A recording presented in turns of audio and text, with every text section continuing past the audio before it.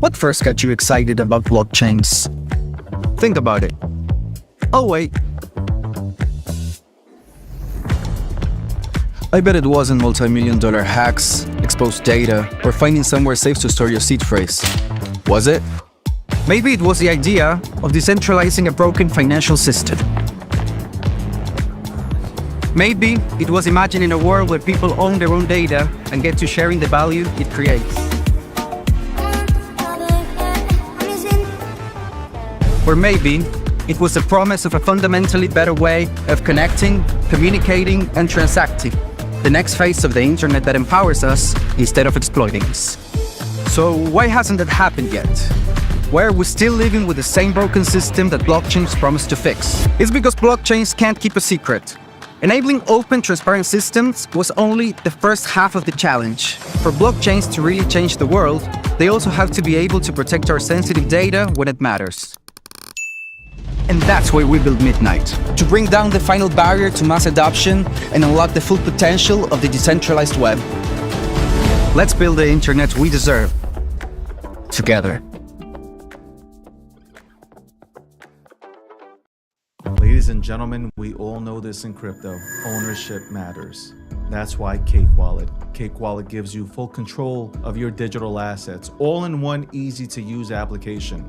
You can store Bitcoin, Litecoin, Zcash, Monero, and many more with just one secure backup. Swap between coins in seconds. No copying addresses, no complicated steps, and even includes Bitcoin Lightning for faster payments. And with Cake Wallet built in, you can use crypto in real life through debit cards or gift cards. Simple, secure, self-custody.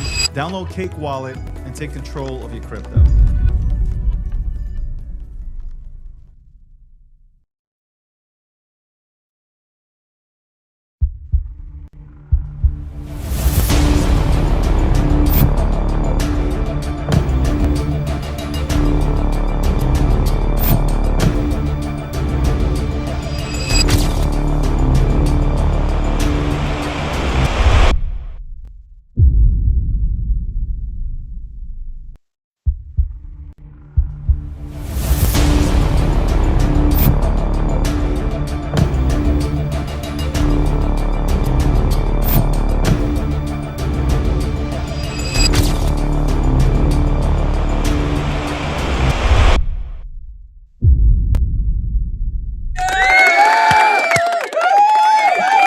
Good afternoon. Good afternoon, everybody. It is 12:20 p.m. Eastern Standard Time. I've been trying to get on here for God knows how long, but welcome to the Breakdown 701.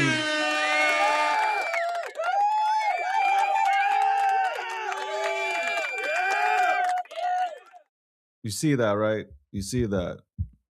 See that? I'm getting my own for my own. This is the G Media. This is the G Media mic box. Okay, I'm getting the DG mic box coming soon. Okay, but I like it. I like it. We're professionals. We're professionals out here. The show is sponsored by Midnight, and speaking of Midnight, we will have Charles on here. That's right. We'll have Charles on here. He's doing this whole, I'm gonna look at him he is doing this whole media tour, man. I am seeing him on every single podcast. Okay. I just want him to remember I was out here. We were doing this every 2 weeks at one point. We were sitting down and chatting about everything crypto, politics, Cardano, now Midnight. So we'll go ahead and dive deep into this. Shout out to TikTok. Shout out to everybody tuning in on Twitter, Getter, Truth Social. Can somebody reach out to me and help me get on Facebook and Instagram? Please. For the love of God, somebody help me. Oh, boy. We have that. Let me go ahead and give a shout out to Polymarket. Polymarket, the official prediction market sponsor of the DG brand and the Breakdown. Shout out to Polymarket. Good folks at Polymarket. I like Polymarket a lot. They treat me nice.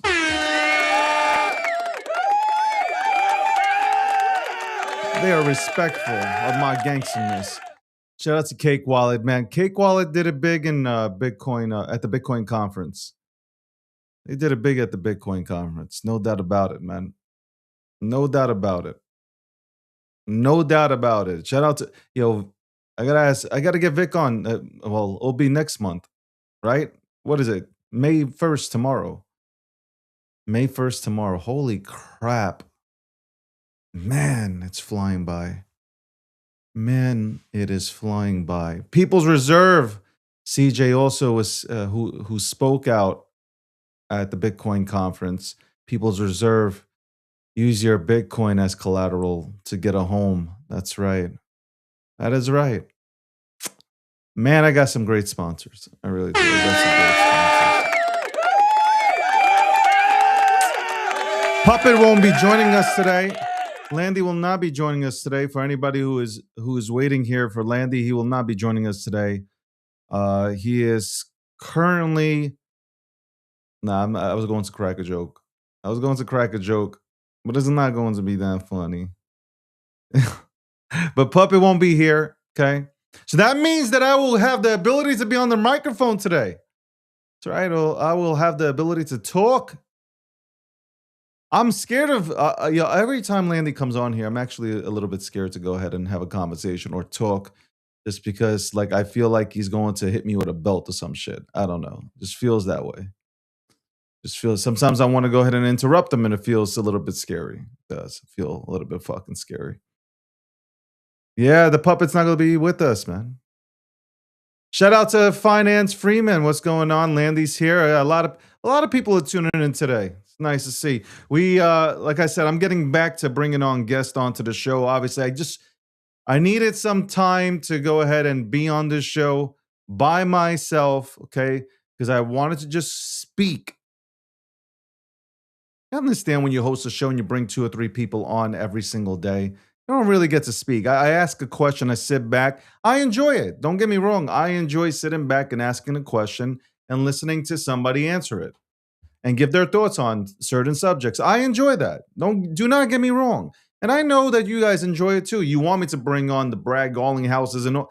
That's coming. That is coming.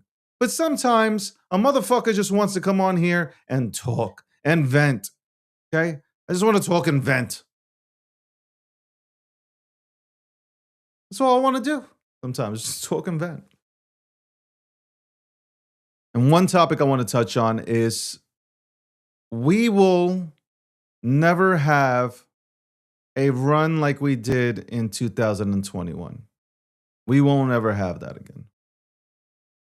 And I know you guys are probably like, what the fuck? Why is he starting off this way? Especially after saying a quote like this, which was this yesterday. If you missed the show, if you didn't tune in, I went ahead and gave y'all a quote which said, if you can overthink the worst, why can't you overthink the best? Now, again, this is not me fudding or trying to put down the industry that I love, the industry that I've been a part of for a decade plus now. This is not me fudding. This is me just stating the obvious truth. We will never have a run in crypto like we had in 2021, where everything is sending, where everybody is singing Kumbaya with each other by a goddamn fireplace.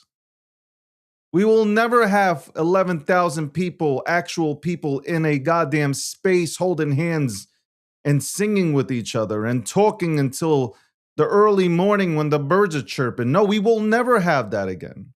We will never have that. We will never have that again. And even worse, which has cemented this thought for me personally, is that today a person who went into Shiba Inu and bought about 17% of the supply when Shiba Inu first came out has sold some of his Shiba Inu, he or she. And it had me thinking, I'm like, oh my God, Shiba Inu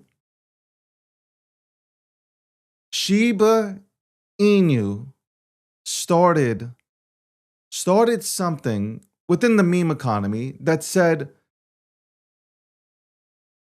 you can have other memes besides Dogecoin. I know I'm speaking about the memes right now, and people are like, what the fuck? Hold on. Just wait a minute. Hear me out as I speak about this. Shiba Inu Sheep proved that there can be other players besides Dogecoin, respectfully. And I remember the war between Dogecoin and Sheep. I remember this war. It was a crazy ass war. I held both. I was in both. And I was attacked by both. Both sides attacked me. Both sides. I said, why can't we coexist? But we will never have a run like we had in 2021, where you actually had to have real developers develop contracts, create contracts, where it would cost you $50,000 to $150,000 to have developers create the contract, go through security audits, like a CERTIC. You would need to at least invest $250,000 just to get off the ground. And I know a lot of people that are tuning in right now, they're like, man, David, why are you talking about the memes? Well, I'm talking about the memes because the memes brought people into the market. I believe that. I'm not saying everybody. I'm just saying the memes had the memes did have an absolute, for us, it had a benefit here for the industry. It did onboard a lot of new people into the space.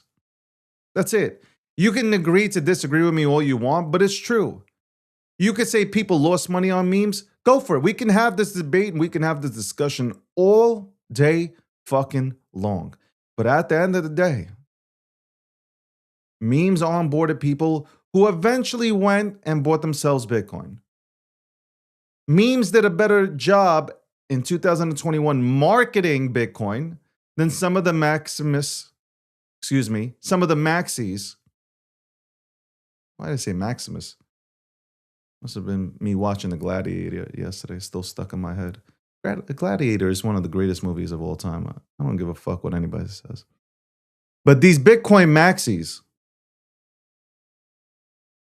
could not do the job or how the meme economy did, that community did, the way they explain Bitcoin and why you need a Bitcoin.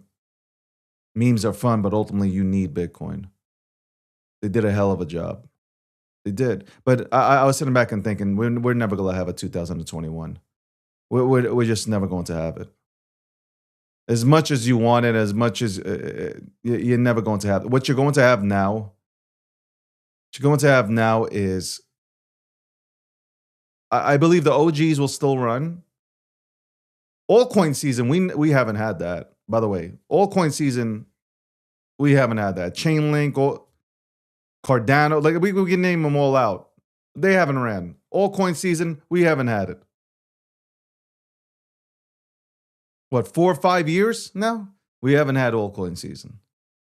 We will have runners, though. We will have things that run, 100%, no doubt. But 2021 was electric. If you were here in 2021, you understand how electric it was. How great it was. How, like, you didn't go to sleep. You did not go to sleep in 2021. You just didn't. You stayed up. You watched your portfolio go absolutely to Valhalla. A lot of you round-tripped it, but still, you watched your portfolios go to Valhalla during that time. Now, what do we have? By the way, I'm disgusted. I'm going to tell you this right now. I'm big into charity. I'm really disgusted at what's happening with the current meta where people are coming out with charities, pretending like they give a fuck, and they're trading them. the St. Jude's, all this stuff. I'm not with that. That is, it is, I am telling you, man, there are some things you just do not do or go into or play with. Okay. I can tell a lot of you guys really, really do not give a goddamn about God. Like, you guys absolutely have no fear of God. Because I cannot see how you guys can be trading these charity tokens that are absolutely, there is no intention. There is no good intention behind any of these things. Zero. Really disappointing. You know what? Let me say this. If the charities themselves want to come out with charity tokens, that's fine. But communities, air quote, coming out with charity tokens and just redirecting creator fees or half of them to the charity and trying to make it look like they are trying to do a really good thing for a good cause, it is absolute bullshit and you fucking know it.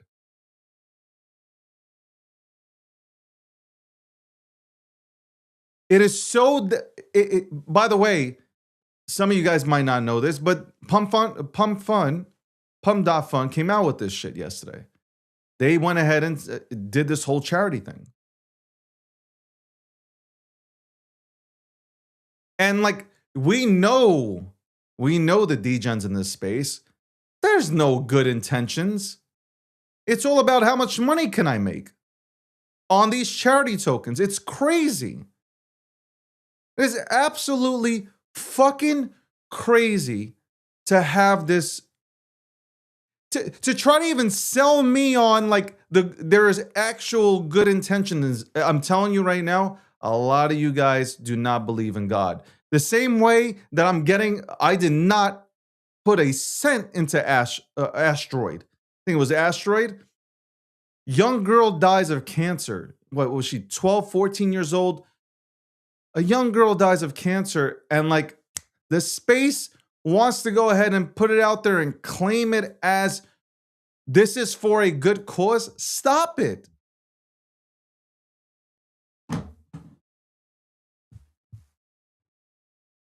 You don't believe in God. I'm telling you, you guys do not believe in God. I will not. You could tell me I can go into this and make $1 billion. I would never touch it. It's the same way Jesus token, Moses token, all these. I will not touch any of these tokens. I am not messing around with God or the prophets. I'm telling you right now, y'all can do this shit.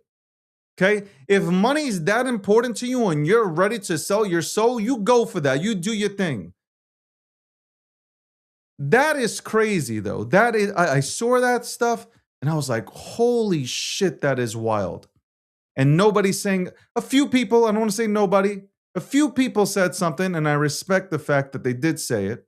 Okay, they came out and said, like, because you had, I think somebody showed, I don't know if this is true or not, but somebody showed a transaction on chain that showed that, like, I think it was like 1,000 Solana went towards a gambling site. That's wild. That is absolutely wild. I'm telling you, man. Some of you guys do not believe in God. There's no way. There's no way. There's absolutely no way people believe in God, man. In this space. I will say in this space, there's no way that people believe in God. Because you don't do that kind of stuff. You don't. So that's why I'm saying, like, 2021 was special. And people will be like, oh, OG talking about this, man. Must have round tripped. They'll say all types of shit. But like, it was fun back then. You didn't have this crazy shit. You really didn't. You really didn't. Just disappointing. Disappointing to watch. Because this is not, I'm going to tell you right now, this is not crypto. And of course, my goddamn monitors go out. as I'm giving one of the most epic speeches, and TikTok goes ahead and says some comments in this live will be fucking filtered. I'm sure somebody's reporting this for some reason. I don't fucking know. As usual. Hold on. 1 second. Hold on. Let me get myself back up here. It's crazy, man. It is absolute craziness. It's crazy, man.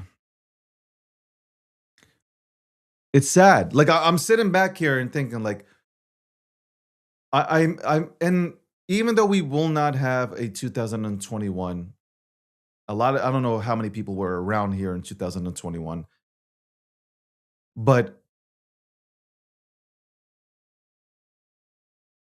like I'm holding back from saying what I really want to say. Like I really am holding back from saying what I really want to say. This is such, crypto is such a great space. Crypto is we have some phenomenal assets too. It's a great space. We have phenomenal assets. We've really destroyed ourselves. I got to say, at the end of the day, the reason why we won't have another 2020, I probably said 2021 like 30 times. The reason we won't have that kind of run is because we destroyed ourselves. That's the truth. We went and destroyed ourselves. Nobody else. I won't even, honestly, at the end of the day, I won't even put the blame so much on Gary. And I can't believe it, I'm saying this. I can't believe I'm saying this. We are our own worst enemies. Instead of building stuff out, or instead of appreciating the innovators that are building stuff out here for us, that are trying to level up the crypto industry, we bash them. We alienate them. We make them go silent. We've had OGs retire because they don't want to deal with crypto no more or the people within it. Like that is the truth.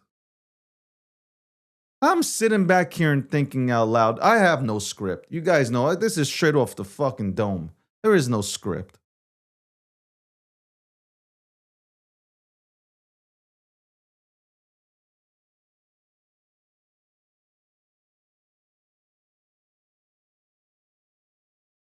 I'm like, why am I reading this goddamn crud? Why am I reading comments right now?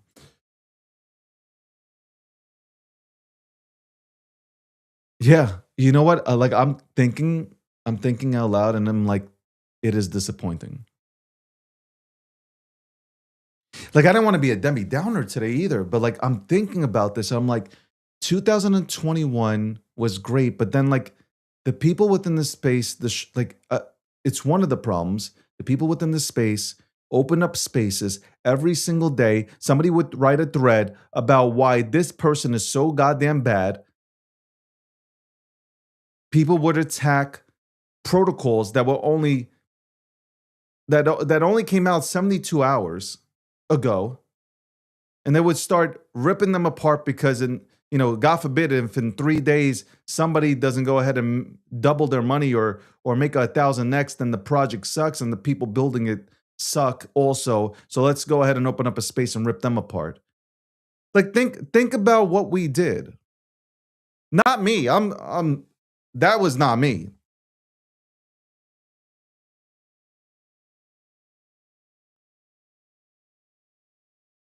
Now you have this.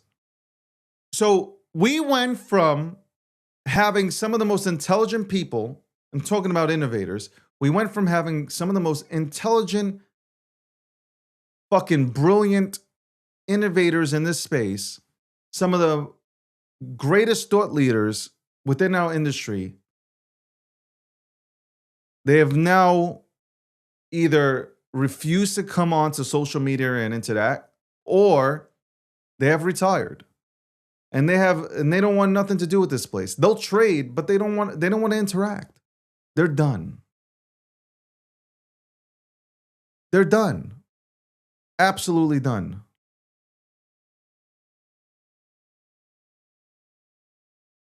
Yo, by the way, on TikTok, yo, Tech, who is this guy? Block his ass. Who is this guy interrupting my live? What is this shit?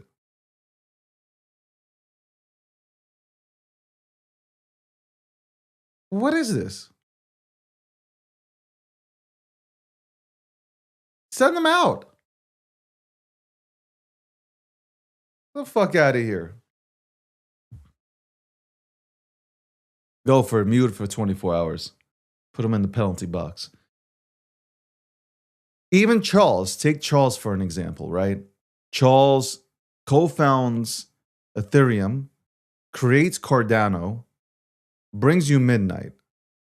How much shit has Charles got when he comes on? So he doesn't go on X as much, but he would just get terrorized for speaking his mind. Just because he didn't agree with things or he thought things could be better, he'd be terrorized. And you would have this whole fuck campaign that would attack. You would literally have a fuck campaign that would attack Cardano. I watched it in real time. I'm in Cardano. I would sit back and watch the fuck campaign.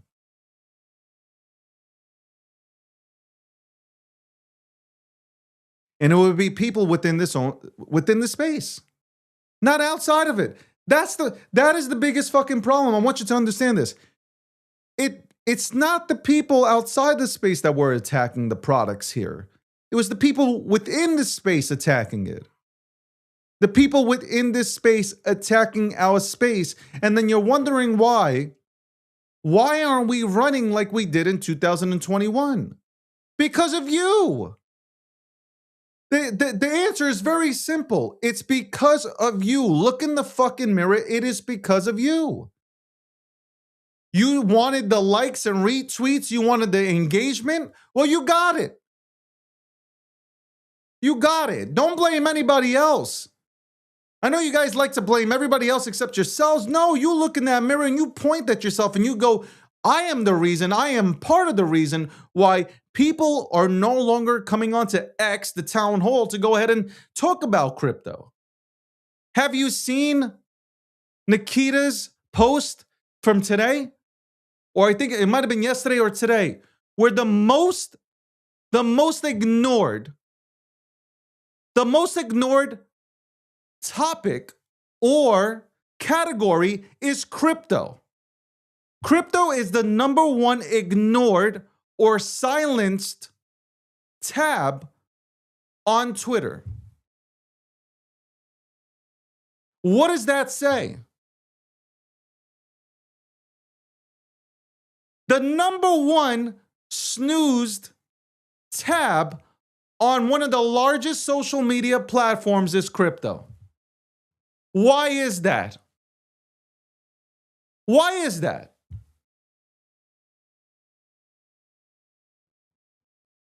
You gonna blame an influencer for that? No, blame yourselves. The toxic motherfuckers that come on here every single day. Congratulations. Give yourselves a round of applause.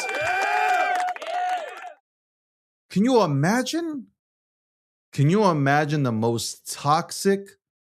Basically, crypto is the most toxic subject on X. One of the most innovative spaces, one of the most innovative industries, is deemed to be the most toxic and the most ignored on one of the biggest social media platforms that there is, where people from all over the world come to get their news. Could you imagine that? And then you have the audacity to blame people. Blame yourselves, because that's all it was. Even in 2023, all you guys wanted was likes and retweets. You got it. You got the likes and retweets. At that point, in that period, you got what you wanted. Now what? Now what? You pushed everybody away. All the real builders that were building, there are a few left. Don't get me wrong. There are a few determined motherfuckers that are actually building because they're not building for Web3. They're building solutions that fix things outside of this goddamn place, okay?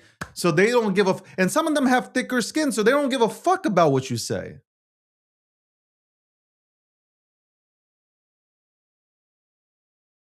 But I blame the industry itself. The industry itself did this. Not Gary. Gary was icing on the cake.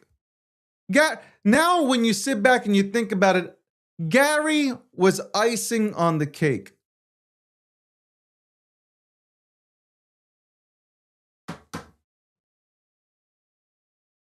I'm the number one influencer. I'm the number one KOL.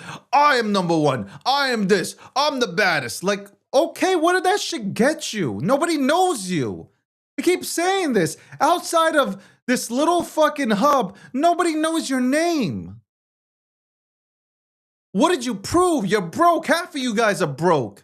And it's the truth. I ain't saying anything that's not true. Half of you guys are broke. You know why? Because you never gave a fuck about the tech. You didn't give a shit about crypto. You cared about likes and retweets. That's all you gave a fuck about. You wanted to destroy people that you don't even know. That was the game. And then you wonder why we haven't had a run like 2021. It's because of you. You guys don't go out there and do any grassroots marketing. None of you guys have. All you guys do is talk shit all day. You guys have done nothing. I've been here for a long ass time. I've watched all you. You guys have done nothing. And now, like, the only people that are making money right now are the platforms. The platforms are the only ones that are making money. You're not making money. The only way some people are making money because they have some insider, okay, access. Otherwise, you're not making money. Pum.fun, they're making billions of dollars on fees. They want this fucking environment. Of course they want this environment. Go ahead and create as many fucking tokens as you want, guys. Go ahead, trade away, because we're going to make money. You're not making money, they are. Where's the airdrop? Where's the airdrop? What happened to the airdrop?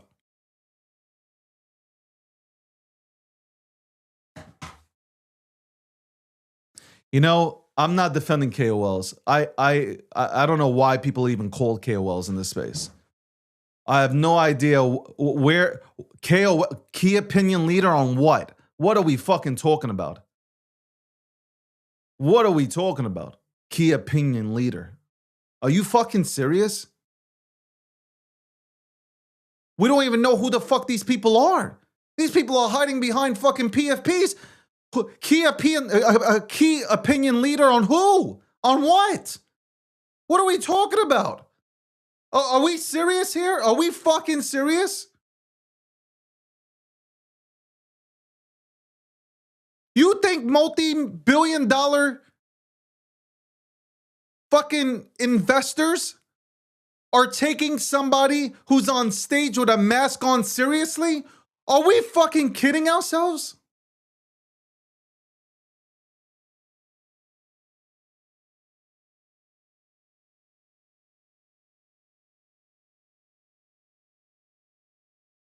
Listen, I can understand Satoshi Nakamoto being anonymous, but then we have a bunch of other people that think it's okay to be anonymous here too and build out.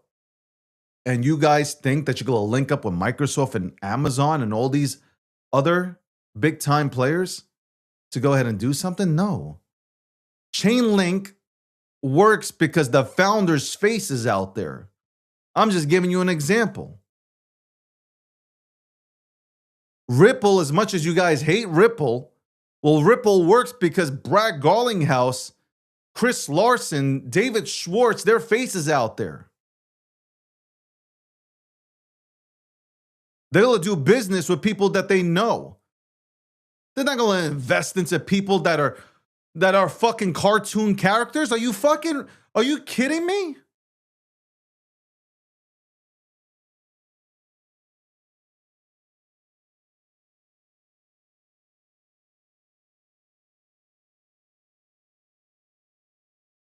As a fucking kidding yourselves if you think multi-million-dollar businesses are going to invest into people that they have no fucking clue. Have no fucking LinkedIn, no nothing. No face to the goddamn brand.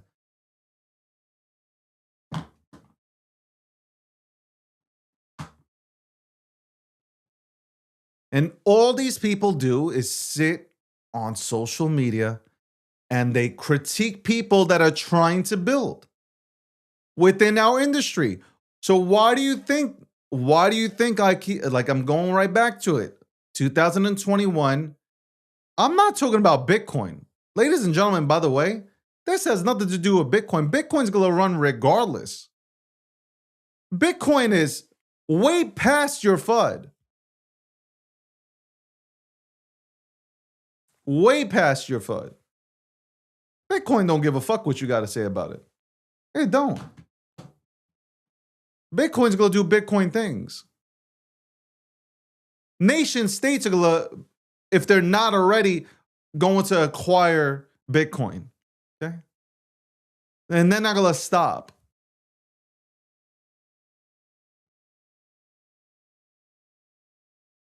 So yeah, like I lit up just now because it's passion. It's like, man, we have one.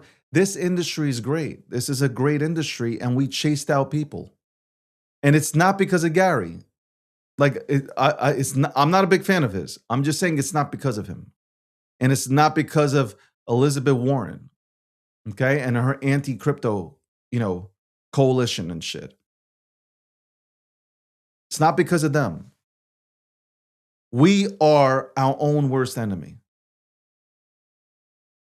Sit back and let that marinate because you know I'm fucking right. We are our own worst. When Luca went ahead and purchased the Pudgy Penguins, what is the first thing this space did? Let me break this down for you. When Luca purchased the Pudgy Penguins for $2.5 million out of his own fucking pocket, what did this space do? You opened up 19 rooms. You opened up 19 spaces. And you tried to destroy the man's character. I watched it in 4K. You came on here and you tried to destroy Luca. That's it.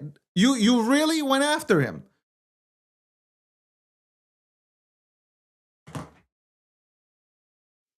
Rewind the tapes. You went after 19 spaces. 19 spaces were opened up, and the talk was how bad Luca is, his character's bad, oh my God, fraud, scam, all the shit came out. None of the shit was true.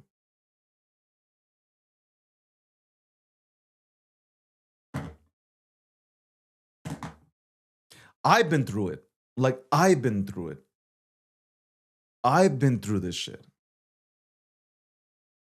I'm telling you, this space, I love it. And I miss it. I miss the OGs from the day. I miss the real ones. I really do. This here now, it's bad. But you see, you couldn't, like, for instance, with Luca, you couldn't destroy Luca because he has his face out there. The people that were destroying him or try to destroy him or cut his legs off were a bunch of people wearing a PFP. You don't know their names. They're anonymous, and they were trying to destroy him, right? But you can't destroy somebody who has their, like, really, if you think about it, you can't destroy somebody who has their face out there. You can't cancel somebody who has their face out there and has put $2.5 million on the line, and they've bet on themselves to do big things.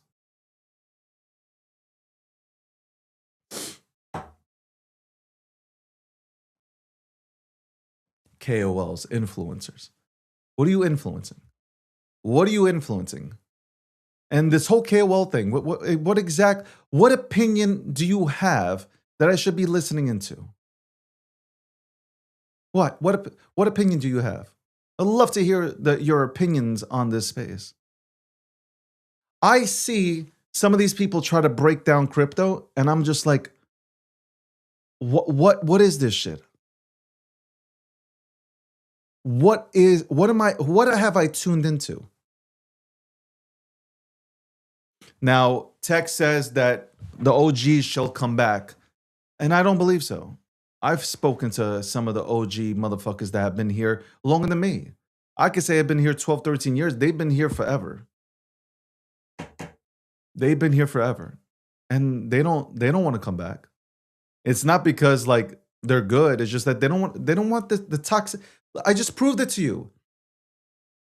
Nikita, the head of product development at X, came out with a tweet and stated, listen, within the last 24 hours, within the last 24 hours, he came out with a tweet stating that the number one silenced topic on this platform is crypto.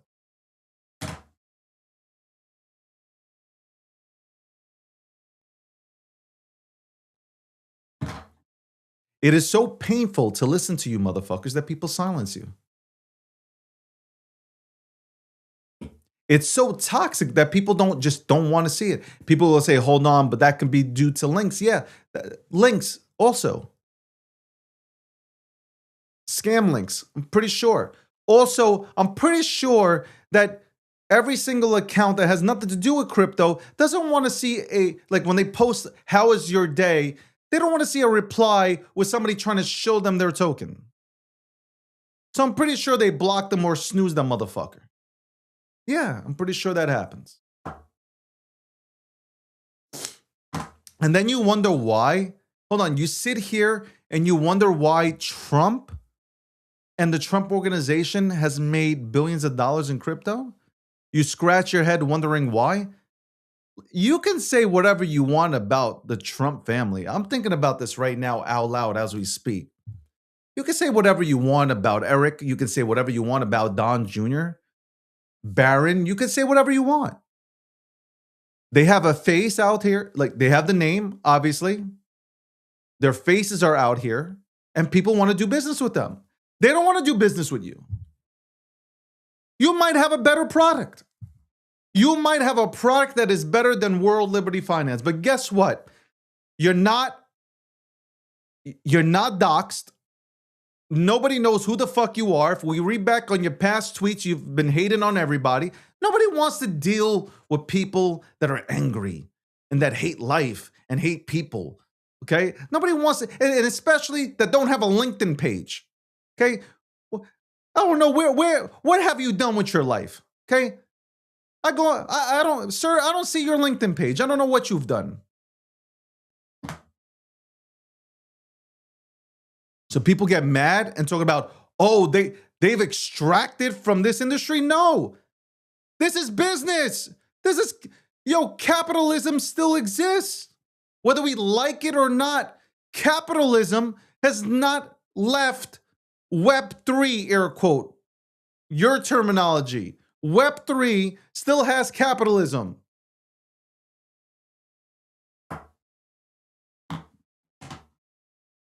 It's decentralized. Yes, a decentralized industry for the most part with capitalism. And then somebody's going to shoot back. Well, World Liberty Finance, they're centralized. It's business now.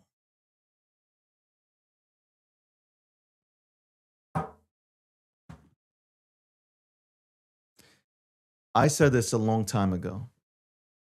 I said this about mainstream media, and I said this about the people that are eventually going to come into the space who are now in this space. They don't know as much about crypto as, like, I'm going to say for myself. They don't know about crypto as much as I do. I can run circles around them in a conversation. What they can do, though, is get in front of mainstream media, and they can sell it and package it better than you. And people who know these people, who've seen these people every single day on TV, would rather go with them versus you, no matter if you have more experience than them. That's bottom line. And that's why you're mad. But when you build your platform on hating people and trying to take their legs out, that's what you get.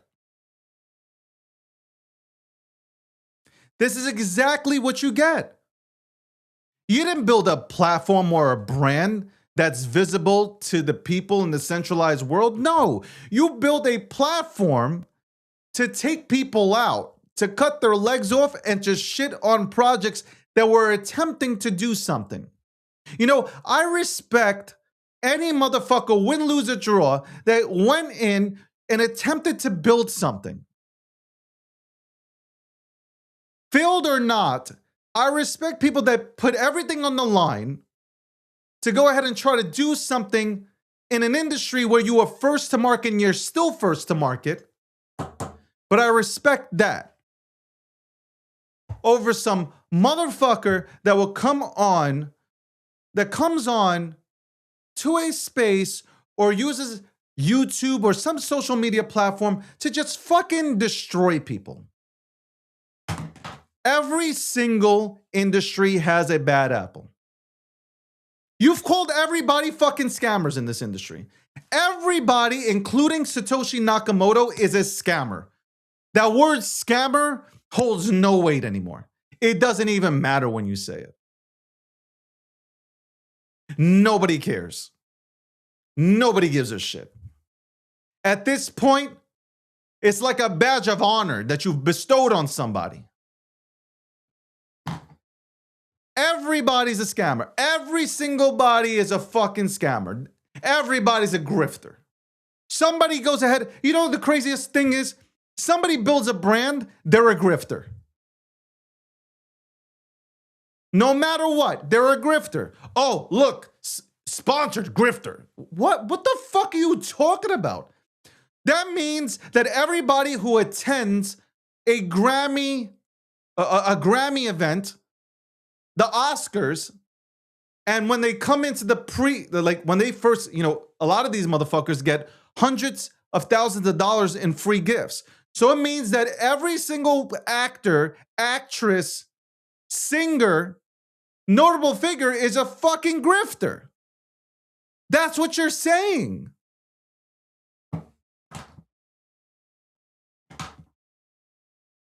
That is literally the definition. That is literally the definition.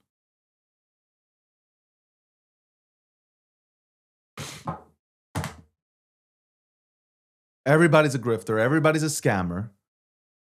So basically, you guys made it so that crypto is bad. And then it's the little clicks. Well, everybody's a scammer except the 7 of us. And we're going to go ahead and I'll say one thing. The PR game in crypto, in terms of like assassinating people, but to make 7 people look cool, that's on point. But it's just for this industry.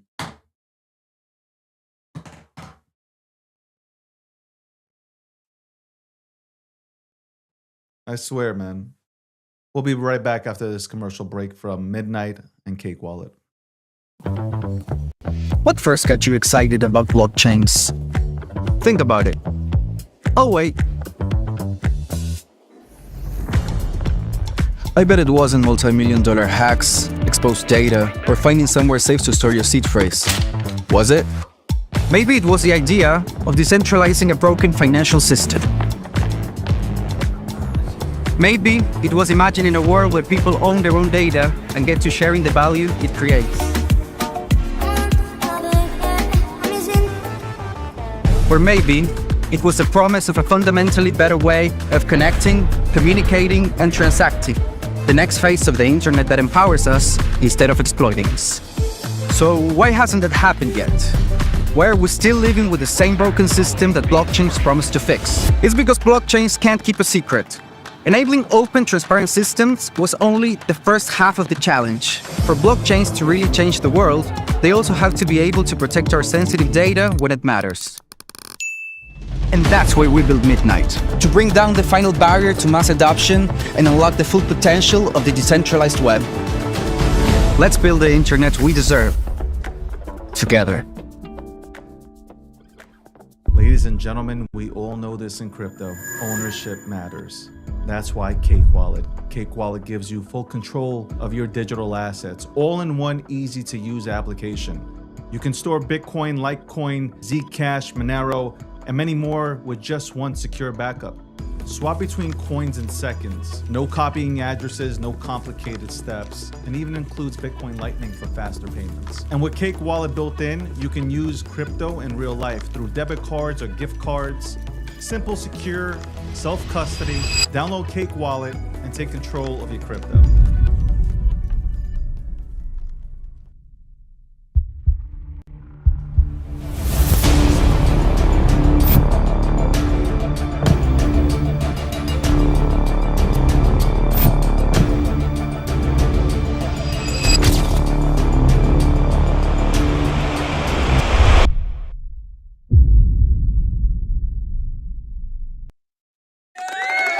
Welcome back to the show. By the way, if you'd like to, people have been asking me about this. If you'd like to come on to the show, and you can bring some sort of substance to the show, you can go to davidgoldstein.com. Also, partnerships, davidgoldstein.com. Contact me at davidgoldstein.com. So there you go, davidgoldstein.com. You don't know how to spell it, as ChatGPT or some shit, Claude, Google Gemini, whatever. We're back, episode 701 at 1:15 p.m. Eastern Standard Time. We will be joined by Charles. Okay, Charles is going to be here.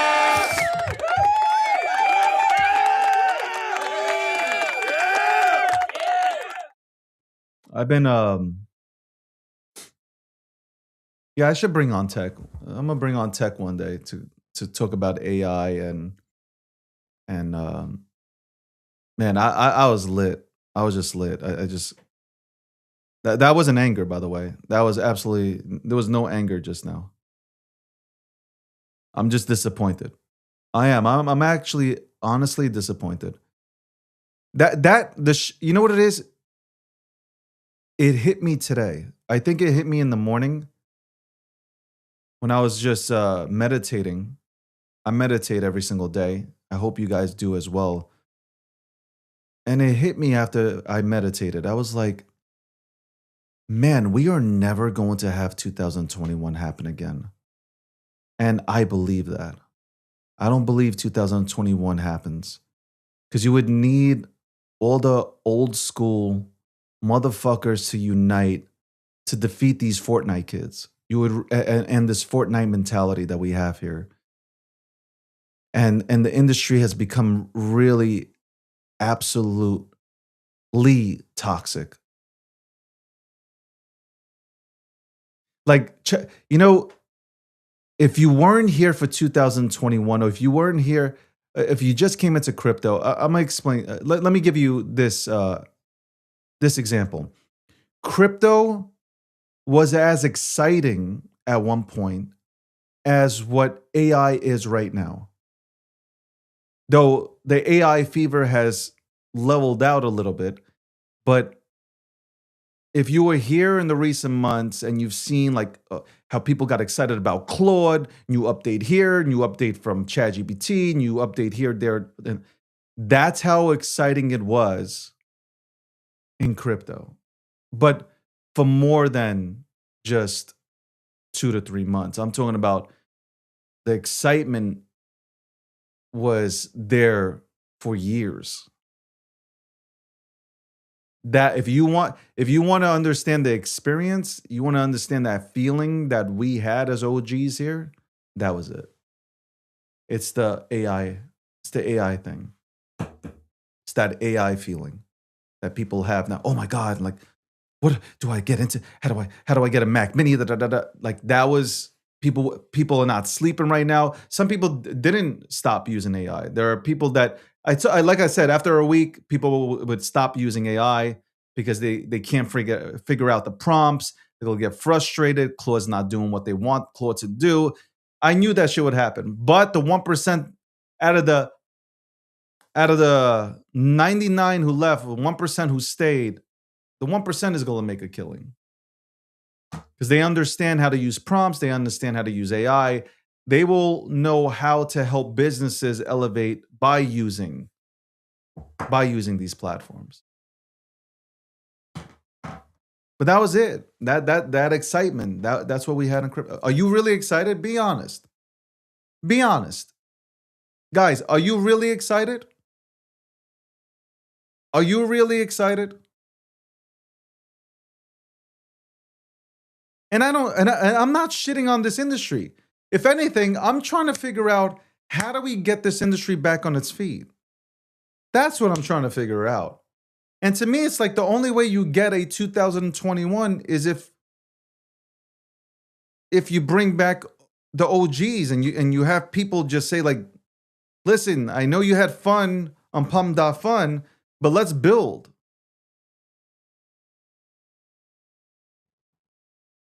That's what I'm thinking about. Listen, TikTok is doing great with, I think TikTok is doing great with crypto. I think YouTube is still there for crypto in terms of education and breaking down things. But like, really, the real ones are still breaking down, and which they should, are just really breaking down the older assets, the older products that we have here, which we should be doing. Because these people and these teams are putting in the work. Like, for instance, I don't think people think that Chainlink is going to make a comeback, or Cardano is not going to make a comeback. I can give you a whole list. Near Protocol, all these. I think a lot of people think Aave is not going to come back. I believe they will. I think they will have their time. They will. But that's what we have happening here. And I needed to let that out. It's really not, honestly, you can mix in some of these KOLs into the mix. I can't believe I'm even saying KOL. I'm saying KOL, and it's just like, I want to vomit. Like, KOL. Who came up with KOL for our industry? I like to speak to them. I like to speak to your manager. Who came up with KOL? Key opinion leader. Key opinion leader. Yo, you know what? When these conferences invite me and they ask me, or they want to address me as a KOL, I say, please don't. Please don't address me as a KOL or influencer. That's not what I am. That's not what my ambitions was never to go ahead and become a KOL or an influencer. I feel like I am a brand. I can talk about crypto because I know crypto and I know how the chains work. If anything, label me an educator, not a KOL. KOL. The KOLs don't even know what the fuck that means.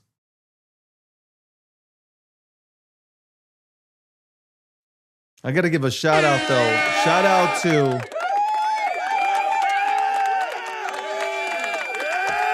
Shout out to those who remain here, like me, who haven't left.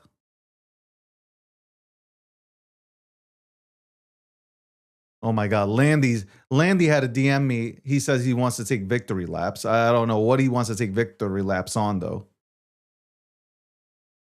And I think that, oh, hold on. I know what he wants to take victory laps on.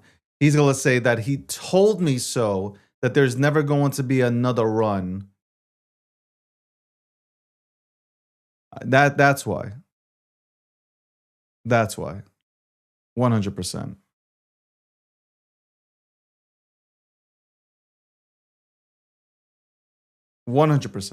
That's why he wants to go. He can't wait to come on to the next show to talk about that shit with me. He can't wait. Anyway, we'll be right back right after this commercial break. What first got you excited about blockchains? Think about it. Oh, wait. I bet it wasn't multi-million-dollar hacks, exposed data, or finding somewhere safe to store your seed phrase. Was it? Maybe it was the idea of decentralizing a broken financial system. Maybe it was imagining a world where people own their own data and get to sharing the value it creates. Or maybe it was the promise of a fundamentally better way of connecting, communicating, and transacting. The next phase of the internet that empowers us instead of exploiting us. So why hasn't that happened yet? Why are we still living with the same broken system that blockchains promise to fix? It's because blockchains can't keep a secret. Enabling open, transparent systems was only the first half of the challenge. For blockchains to really change the world, they also have to be able to protect our sensitive data when it matters. And that's why we built Midnight, to bring down the final barrier to mass adoption and unlock the full potential of the decentralized web. Let's build the internet we deserve, together.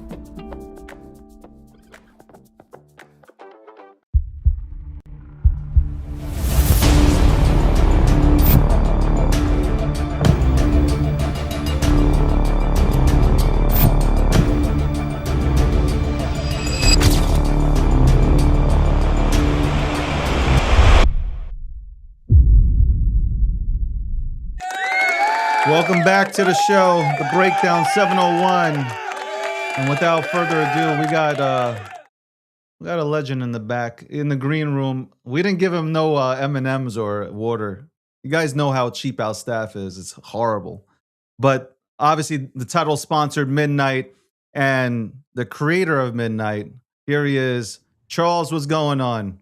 Hey! How you doing, man? It's good to see you, Dave. It's good to see you, man. It's been a while. It's been a while. I've been watching you make the round. You know what? I am so happy to watch you make the rounds on all these podcasts. It is absolutely dope as shit to see you do that. Well, I did Paul Barron. He was always shitting all over us, and I said, "All right, Paul, let's do a podcast." And actually, it was very respectful. The one I got to do, and that's going to be a little edgy, is Bankless. Those guys have shit all over us for like 5 years, 6 years. So, we'll get it scheduled. We'll do it. It's gonna be like Jerry Springer. It'll be great. You should tell them you might think about CTOing Ethereum to help them out. That'll get them. All right. So Midnight is. I gotta say, Midnight is, and I'm not just saying that because it's the title sponsor, or whatever. I'm saying it full 100% honest there. It's all over the place, and I'm seeing you everywhere. What is the biggest question that people serve you when it comes to Midnight? Well, they're trying to place it. It's like we were just in a meeting right before this interview, and we're like, the Monero community is trying to decide, do they like us or hate us? Everyone's like, what do we do with this? Like, a lot of people hate Charles. Some people love me. So Midnight, they're trying to place it. They're like, is it a privacy coin? Is it like a cross-chain thing? Is it like a simplicity thing? And the reality is it's all of the above. We do chain abstraction and account abstraction. We do smart compliance, and we do like a roll-up of privacy. But even amongst privacy, there's like a lot of stuff there. There's multi-party computation. There's zero knowledge proofs. There's transaction level privacy, smart contract privacy. There's network. I feel like Bubba in fucking Forrest Gump. Like cocktail, like network anonymization, multi-part computation. That's all I know about that. So they're trying to figure out like how those pieces fit together, and then for whom do I have to migrate to it? And they say, no, it's a cross-chain solution. So you can pay in your own currencies, and they're like, well, what does that mean? Well, then you get dual tokenomics. I think the big issue is because we do so much, it's sometimes hard to make it concise and precise. So from my side, what I've been trying to do is have workshops every week. In fact, I think I have one today with the Midnight Ambassadors, the Night Force, where I do a 2-hour whiteboard, and I just talk about Midnight. And then we record them. And then what I do is I use AI to help summarize. So we have this progressive summarization we're getting week by week. And then eventually we're going to get down to this beautiful pitch for the whole thing. But really, it's missing pieces to make crypto great. We have this issue where everybody has the same set of problems, and they stem to simplicity, safety, and rules. No matter who you are, you have some problems. Like, first, it's too complicated. What does that mean? You're going to fuck it up. I don't care who you are, you're going to fuck it up at some point. And what does that mean? You lose your money and everything gets stolen. And so when I look at Gartner, you look at all these other usability surveys, year after year after year, the number one concern with crypto is I don't feel safe. I don't really fully understand it, and I'm told that if I screw up, I lose all my money. So I don't really want to adopt that. So vast majority of consumers, to interface with crypto, what they tend to do is delegate to a trusted third party. Like, I leave my money Coinbase, or I leave my money Kraken, or I buy a structured product like the BlackRock ETF or this type of thing, and then somebody else is taking care of it for me. In fact, that's the overwhelming ownership of crypto. There's 550 million users. Binance has 400 million accounts. So it gives you a sense of, where the users are at. And the number one concern is because I'm going to fuck it up. So that simplicity and safety component, huge for the space. The other thing is people don't fully understand the trade-offs. So when you use an application, what are the regulatory risks? What are the privacy risks? What are the long-standing risks? They don't really understand those things. There's no coherent framework to navigate all of that. So while this DeFi is here and these people are making money, they're like, I don't know if that's a good idea or not. And so adding the ability to navigate all of that and basically be able to set some rules about how you want to navigate these things, that's the other side of the puzzle. So you say, look, I'm only going to participate in things that are legal within the United States. I'm only going to participate in things that are tax neutral to my tax strategy, or I'm only going to participate in things that are long-term investments that are blue chips as rated by the top 5 ratings agencies in the thing, or something like that. We don't really have an easy way of doing that. So if you're a completely new crypto person, like names like Dune and Masari and others, they just don't make any sense. You and me, we've been here for a while and we talk to all the people. It's 24/7. So it becomes like second nature, but then we forget how even basic concepts and terms are extremely difficult for regular people to understand. And thus people get screwed. So we built Midnight to kind of be the gateway for all these things. The other side of Midnight on the corporate side is it's the home of Web 2.5. And there's a war right now for the soul of Web 2.5. We already saw this once before with the permissioned and permissionless blockchains. So back in the day, remember Fabric and R3 Corda and all these other guys, they were like, oh, you don't need a blockchain and Ethereum or anything. We just do a federated system. And then never got any adoption. All those guys, they had to pivot. And then all of a sudden Ethereum won and all these other guys won and said, no, open permissionless infrastructure. Well, now they're doing it again with Web 2.5. So Web 2.5 is like you have a Web 2 business.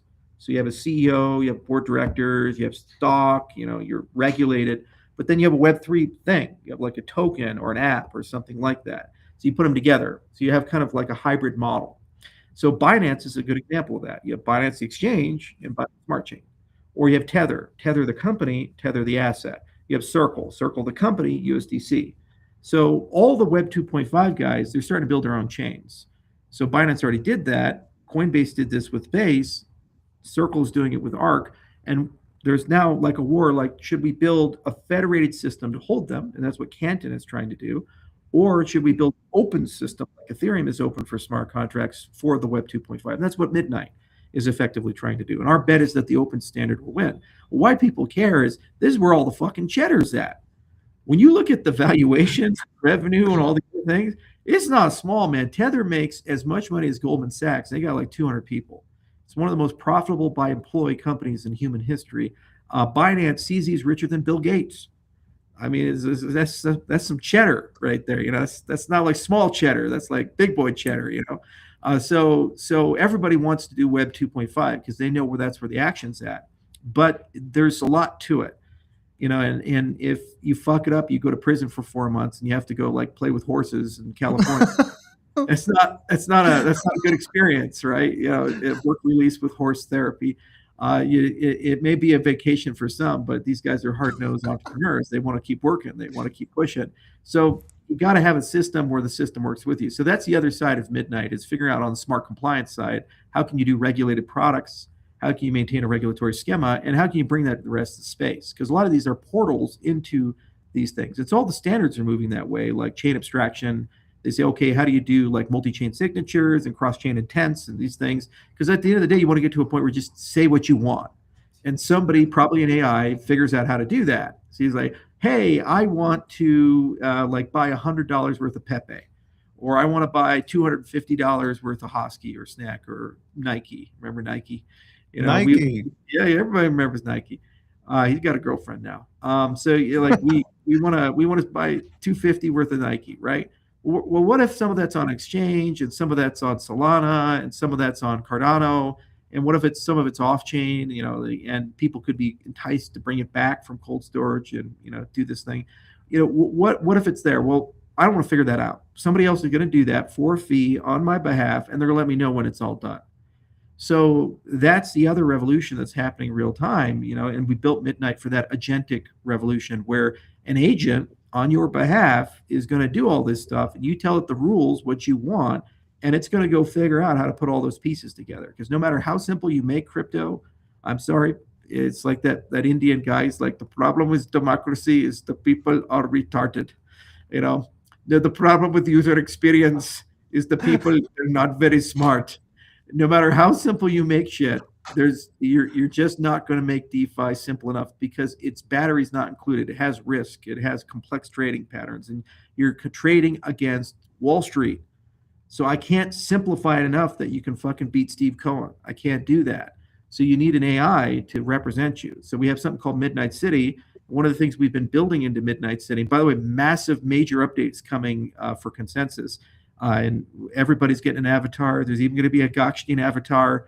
Every time we do this, it'll live stream the Midnight City too, so we can get all the kids propagandized, like giving the heroin to the kids. I wasn't going to say nothing. I was keeping my mouth shut, but you want to say, hey, no problem. We're doing it. We got to get you popular. You know, we got to get a few more million subscribers here, so it's unambiguously number one. But no, we're gonna have agents in Midnight City. You can own them, operate them, and then eventually you'll have ability to do delegation to the agents. So they'll have their own wallets through probably something like OWS, the Open Wallet Standard, and then through multi-chain signatures, they'll be able to talk to other systems, and those agents can participate on DeFi on your behalf. So you just tell your agent, you're like, hey, I want to get some Pepe, and like, it'll figure it out. Or hey, I want to get this, and it'll figure that out. You know, and you just pull that stuff through. So this allows us to be friends with everybody, you know, because we don't care where the commerce is, what chain we're using, what the asset is. Midnight's involved in the transaction, just gets it done. And then also this allows us to make the thing simpler because we can make the agents more intelligent and regulate their behavior better year after year. And that's an exponential growth area. So you never use crypto alone. You'll always have a Midnight passport with it, and it keeps it safe and secure. And then it's always cross-chain. You never have to worry about who's winners, who's losers. You know, let the industry figure that out. And then you'll always have a co-pilot, an agent with you. And then agents there to basically help you sort through what you want to do and how you want to do it. And what's nice is all self-custody. You know, so unlike these trusted third parties like fucking Coinbase and Binance and all these other things where they basically own all your data, they control, they can tell you when you can withdraw, not withdraw. You know, you don't have to do that with an agent and with your own wallet. You're in custody of your money, so you preserve the self-sovereign and you preserve the be your own bank philosophy of crypto that we've been talking about for years. The surgical execution on this is ridiculous. I wanted to, by the way, episode 701. Thank you everybody who's tuned in, especially on TikTok. Shout out to TikTok. They want you to do the renegade, but we'll talk about that later, and we'll talk about Nike's girlfriend also. I'm very interested. I've battled people on social media lately. I've seen them say, "Well, what about Cardano?" And I'm like, Midnight benefits Cardano. Like that's my personal opinion. Maybe I'm wrong, but to me, Midnight benefits Cardano. And you know what's funny? More people are talking about Cardano now after Midnight has come out than ever before. So Midnight is, at least from a social media standpoint, benefits Cardano. What are your thoughts? And I also saw your tweet reply to somebody saying, "What the fuck are you talking about?" Okay, so that was a $50 million go get a loan thing. You're like, what the fuck? I can only imagine your reaction. What the fuck are you talking about? It's the meme. It's either Scott Bakula or it's the Indian guy, you know, the guru. You know, it's like you're just like, you people are so stupid. Yeah, covering the loan thing real quickly, that side of it. He's like, I should get a loan to build public free infrastructure. What's my business model? It's like saying, hey, you know, somebody needs to build that road. So what we should do is have a private company borrow money to build a road that everybody gets to drive on for free. Well, does that make any sense to you? No. Then why the fuck are you asking me to do it? Well, it's different. Exactly how? Explain it to me like I'm 5 years old. Break it down in simple words, because obviously I didn't go to school long enough to be able to understand the words coming out of your mouth. You are so stupid. This is your reaction though, the reply. Because obviously we've talked so much, right? I had a picture of your face, like, what the fuck are you saying? What the fuck is wrong with you? I don't know, man. It's the Jackie Chan meme. You know, it's just sometimes you see people, but you know, then again, the problem is that, and this is another reason we created Midnight. The issue is that it's hard to know what's real anymore. Yeah. We're moving from a blacklist to a whitelist culture. So a blacklist culture is you assume everything's real until something's fake and then you blacklist it. A whitelist culture is you assume everything's fake and you whitelist things after they've been validated or verified. So some of these comments may not be real people. In fact, I argue the vast majority of them on X now are bots on X. And there's a lot of manufactured controversy. Like we had some issues with one Cardano DApp, and they've been astroturfing for the last few weeks, is what it is. But it's not a representative sample of the ecosystem as a whole. Yeah. But it feels like it's a representative sample because they can use AI to make it very loud and make it look like there's a lot of people that believe that. So we need to move to a world of AI of verified human users. So part of Midnight Passport, once you get it, is this idea of like being able to do compliance. Well, part of compliance can be proof of human. And then what you can do is you can get basically anytime you want to engage with somebody, they click a button to prove they're human. And then you say, okay, you're talking or playing with a verified human player or a verified human account. And this is not AI, that's actually been connected to something that's irrefutably human. So that's going to be a huge marketplace because it's a whitelist culture instead of a blacklist culture. Same for content. This is genuine, real content. Well, one of our Cardano content producers, I think it was Peyton Big Pay, he got contacted by people from the Cardano Foundation, and they wanted to talk to him about something. They were trying to steal his money. Turned out that they were actually all AI generated. So somebody actually cloned the voice of several members of the CF, cloned the faces of several members of the CF, and created a real-time video chat with somebody, called them, pretended to be the CF to basically conduct a sophisticated social engineering attack. So how do we verify that we're actually human beings when we're called or anything? So you need some like little green boundary that appears with the picture and it's connected to a cryptographic signature that only I have the key for. So even if an agent's here, the agent can't clone my signature. So Midnight Passport, we're also building it in that particular direction. And that's why we think there's cross-chain appeal, because that's not kind of like just a Cardano only thing. Like people in Bitcoin land would like to have that. People in Ethereum land would like to have that. And we're only maybe 24, 36 months out before people can perfectly replicate people for all kinds of things. So yeah, it's getting bad out there, man. And it's getting harder and harder to know what's true. And it's manipulating public opinion in very tough ways. Like Russia's doing this so well with Ukraine. Zelensky will make a speech and then they'll just like rebroadcast the speech in a subtle way on Russian controlled channels, but then they'll manipulate it and add shit in. Like this was genius. Whoever's at Russia figuring this shit out is real. I want to hire this guy. He's really good. There was a sign language translator who was behind Zelensky, and they swapped her out and changed it so that she was signing like he's lying to you, and this is all thing to make it look like she was actually whistleblowing on Zelensky, and like all these things are a lie. And then all these people in Russia see it and other places see it, and they're like, oh wow, that's a scandal. The sign language person knows something we don't know. It's like it didn't actually happen. But when you tell them about it, they're like, no, I saw it with my own eyes. Like I was watching the broadcast. It's there. So that's going to be like the standard thing. And so you just choose your own adventure. If you like Trump, 24/7, it's just going to be pro-Trump. If you hate Trump, 24/7, he's out there eating children. It's like choose your own adventure with people. It's reality's malleable. To the Cardano, and just to end it with the Cardano question, Midnight helps Cardano. Am I right? Like, yeah, and this is nothing new. Like there's a paper I wrote in 2016, and I wrote it. Like this was before we hired anybody, so it's not like the company wrote it. I wrote the paper. It's called Why Cardano. I think it's still up on whycardano.org. And I outlined the architecture of Cardano, which we've pretty much followed verbatim for 10 years. And we had this idea of a settlement layer, which is Cardano as it is today. And this idea, we called it in the paper Cardano CL, control layer, computation layer. We used both words. And the ideas would be many of those control layers, and they would be specific to a domain of business, like file storage or AI, or like Midnight with privacy.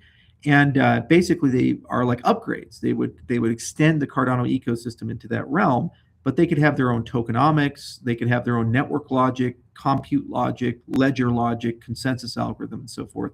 And there'd be some way to connect the two. So Midnight is really the first realization of that vision. And we have a lot of projects in the queue that have always wanted to do this, like, for example, what we're doing with Blockfrost for decentralized infrastructure, build like a decentralized infra or Alchemy, or some people want AI specific chains, or like World Mobile's been trying to figure out how to build a decentralized telco chain for like a decentralized T-Mobile, basically, for the system.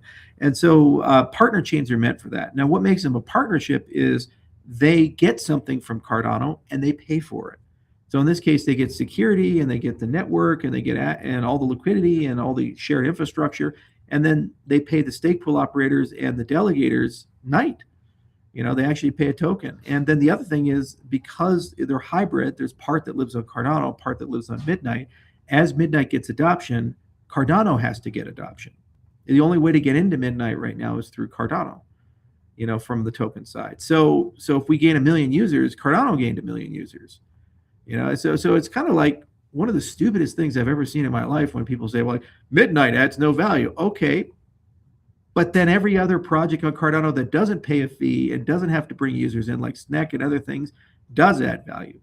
You, sir, don't know what you're talking about. It's just nuts. And the other thing is, if Midnight's successful, there's going to be more partner chains on Cardano. So as an ADA holder, you'll get more airdrops. Ideally, we'd like to see one launch every year.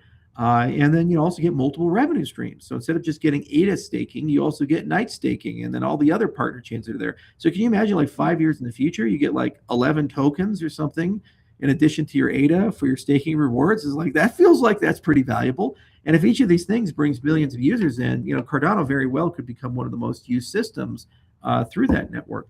Plus, there's a lot of unique technology in Midnight that's going to make the use of Cardano safer. Like the Midnight Passport will be the fastest, safest, and easiest way to use Cardano. So we gain all the usability enhancements and these other things. Plus, I'd argue Midnight is an essential component for Bitcoin DeFi. When you look at that side of it, you're like, okay, Bitcoin users, they want privacy. So Cardano could do a lot of the heavy lifting on the programming side, but where does the private coordination layer exist for all that? So we're actually working on, with Pogan, our Bitcoin DeFi setup, what we call it the circle. So you start with Bitcoin and Taproot. I'm going to put 50 Bitcoins of my own money into this just to prove it that it works. But you start with Taproot and Bitcoin. You lend it to a stable coin. So that'll occur on Cardano through a specialized transaction through the Pogan bridge. And then that stable coin would then be deployed into a yield-bearing instrument. And then as you make yield, the yield is converted to Bitcoin, and then it's sent to your Taproot address. And then Midnight coordinates all of it, makes it private. So you have like all three networks working together, and then you have this circle. And then from the Bitcoin user's perspective, we just give them a button, make money. They click the button, and then it locks their Bitcoin. They just start generating a yield. The security actually is anchored with Taproot on the Bitcoin network. So it meets my 3 rules that I have for Bitcoin DeFi. 1, there's only Bitcoin. There's no other tokens, just Bitcoin. 2, you pay all your fees in Bitcoin. 3, you make all your returns in Bitcoin. You see, so there's only Bitcoin. That's the rule. It's like the Fight Club. It's like there's one rule about Fight Club. So talk about Fight Club. Like Bitcoin. Don't talk about altcoins. Can't talk about altcoins. That's Bitcoin DeFi. So that's where Midnight really shines. Is that coordination layer, inter-network coordination layer, and also the simplicity and the rule setting. And it's been great because everybody's like, yeah, we need that. So let's work together and partner. Like I just interviewed yesterday the president of Filecoin, Marta, and she's great. Really I was going to talk to you about that. That's big. Filecoin is big. We've been working with them for years. People don't realize that all the governance data on Cardano, we've been storing on Filecoin for years, because you need an off-chain store and redundant store. When we did the Midnight airdrop, the Glacier drop, all the redundant data for that was also stored on Filecoin. So we've had a great relationship with that team for many years. And actually what we did is we integrated an API into Blockfrost, which is kind of the backend for most dApp developers on Cardano, for Filecoin. And so you can use it as a store. Well, we're going to start using Filecoin and Midnight very closely. We were vetting several decentralized storage solutions, some that were remain nameless. We said Filecoin is the one that seems to be the best option for us right now. And what's awesome about it is it's decentralized storage, and it's massive scale. They have exabytes of data. I don't think listeners really appreciate the scale of an exabyte. If you had a 1 gigabit internet connection, it would take you 250 years to download an exabyte. Okay, so that's like not small, right? And we have like dozens of exabytes on the Filecoin network. So it's huge in terms of its scale. It's internet scale. So with that kind of data capacity and never been really hacked and never had any major downtime issues, and they built a lot of enterprise capabilities. What's nice is we can link Midnight Passport to that and make it ridiculously easy for you to like leave to put your files into it, your private state into it, your agentic state into it, because there's the security assumption of all these privacy preserving systems. There's some private stuff that is not on blockchain that you're expected to hold to be able to use the system. And again, what's the rule? Users are going to fuck it up. So you don't want to hold that. You want somebody else to store it. And you want something like a trusted execution environment in your phone and fingerprints and all this other stuff to be used to decrypt that when you need it. Otherwise, you're going to lose it because your hard drive's going to go out, or like a lightning storm is going to happen, or your laptop's going to get stolen. Someone's going to steal your phone. These types of things. You want to be in a situation where there's a failure and recovery model for those types of events. So it's really fun to work with people like Filecoin on it because they've been in it for a long, long time, and they're a great strategic partner, and they're part of the core infrastructure to think around how we're going to coordinate all these types of things. Charles, I want to ask you this question. What do you think about what happened with people are in the middle with what happened with Tether, where they froze funds? I think it was like 325 million or $1 billion worth of funds were frozen by Tether. Now I understand. Listen, we're not. Nobody's advocating for criminal activity to be done on the blockchain. That's I think any normal person within the industry, like, we get that. But what do you think about where they can freeze accounts? There's a little problem there because, like, okay, fine, justified, air quote. Yeah. But what if they just say one day, hey, I want to freeze Charles's accounts. Just for no reason. Hey, we're going to freeze your accounts until we figure things out. Like, that's not crypto, right? Yeah, probably the most visual way to think about it, to be crass. Yeah, it's like Web 2, you're bareback and evil. And Web 2.5, you're wearing a condom. And Web 3, you're abstaining. Okay, so if you don't want to get contaminated with the evil, then you need to abstain, because that's the only safe, surefire way that the evil is not going to leak its way in. So if you say Web3 native, that's an algorithmic stable coin, they can't freeze your shit, and no nation can compel them. Web 2.5, sometimes the condom breaks, so Iran gets its way in and somebody else gets its way in. Then some regulator shows up and says, I'm sorry, Paulo, you gotta freeze it. And they go and freeze it. But for the most part, you're safe. They generally don't intervene unless big thing comes in. And of course, Web 2, it's just like they go out of their way. You're fucked, man. Are you sure I can't freeze the account? Just really want to freeze the account. I haven't frozen an account today. So it's a movement in the right direction, but you need a native Web3 asset.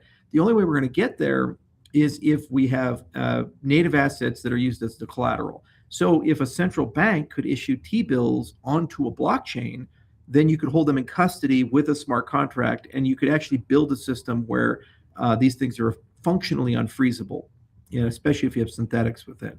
But in lieu of that, you have these Web 2.5 companies, and you end up with this behavior. And it's not just the freezing of stable coins, it's the recall of intellectual property. It's the freezing of access to a service. Like Marcy Marlinspike wrote a wonderful paper years ago. He was one of the co-founders of Signal, and he tried to use OpenSea and these other things. He said, well, the problem is if OpenSea takes you off their marketplace, your NFT disappears from your wallet. You bought it, but the thing is that your wallet doesn't talk to the blockchain. It talks to OpenSea. Yeah. And so if OpenSea's listing is gone, it just pretends like it doesn't exist. So it's still there on the Ethereum blockchain or wherever you got it from, but you just can't see it unless you use like a very specialized piece of software. And then what's the point for a retail consumer? So these third parties end up basically having choke point level control over user experience and where users' eyes go, and the power of the system. So it's problematic. in a certain expect. So that's another reason we built Midnight, because we figured if you added that into the equation, it simplifies the rule setting, it simplifies the account creation, but it still is user centric. You're in the driver's seat, okay? You're still looking at it from a Web3 lens, and what it can do is over time warn you that you're getting involved with things that basically third parties have total control over that. And that's why the agent co-pilot is so powerful, because the human may not know that, but the agent, once it gets sophisticated enough, eventually will evolve to a point where it can tell you that. Say like, hey, just let you know, man, that girl is a little sus. I don't know if you should be going down this road, man. That's the Tijuana extreme. You mentioned Monero. You're never going to forget that, by the way. Now no, I'm not. There are things that I got to tell you, there are things that you've said. We've chatted for I think more than 2 years. There have been things that you've said that literally after the show I'd write down, or I'd have to go back and replay the show and write it down. Like my favorite is, you're a walking, some of these people are walking condom commercials. That was, things like that you would say, and it just you fucking have me dying laughing. I have to control myself, obviously, as a professional. Midnight. Okay, there's been conversations. I've been a part of them. People like Monero. You mentioned it earlier. Monero, Midnight. You don't see this as competition. If anything, this is healthy competition, right? This is not, we're going to destroy Monero and going to destroy Zcash. And no, I don't see you doing that. I see you're more of a guy who wants to participate within the ecosystem than go ahead and cause chaos within it. Yeah, honestly speaking, Monero is what Bitcoin should have been. They just didn't have the technology at the time, and it's a lot more complicated to run a privacy preserving system. But there's a lot to love in Monero, like the ASIC resistant puzzles, the full chain membership proofs, how they handle the view keys. These are smart things, and they were a pioneer in ring signatures, and they've been a pioneer in a lot of privacy at scale. Because the thing about privacy is it's built usually by cryptographers, and cryptographers are super weird, paranoid people living in basements with no friends. And the reason they became a cryptographer is they think everybody's out to get them. So if you're like a paranoid schizophrenic and you're looking for a career, cryptography is for you. Okay, you are going to. This is a commercial to get people into crypto right now. Right. You can either be in an asylum or you could be a cryptographer. So if you build a product as a cryptographer, usually it's like a horrible product. It's not usable. It's super paranoid. You have to do all this stuff. What the Monero community did, and they pioneered, was figuring out how to make it more usable, but they never violated once their cypherpunk ethos. So you still mine it, and there's still that like decentralized mindset and all these other things. You need people like that in the space to be part of that conversation and to be uncompromising in that conversation. And what you want to do is you bring them together like a Justice League.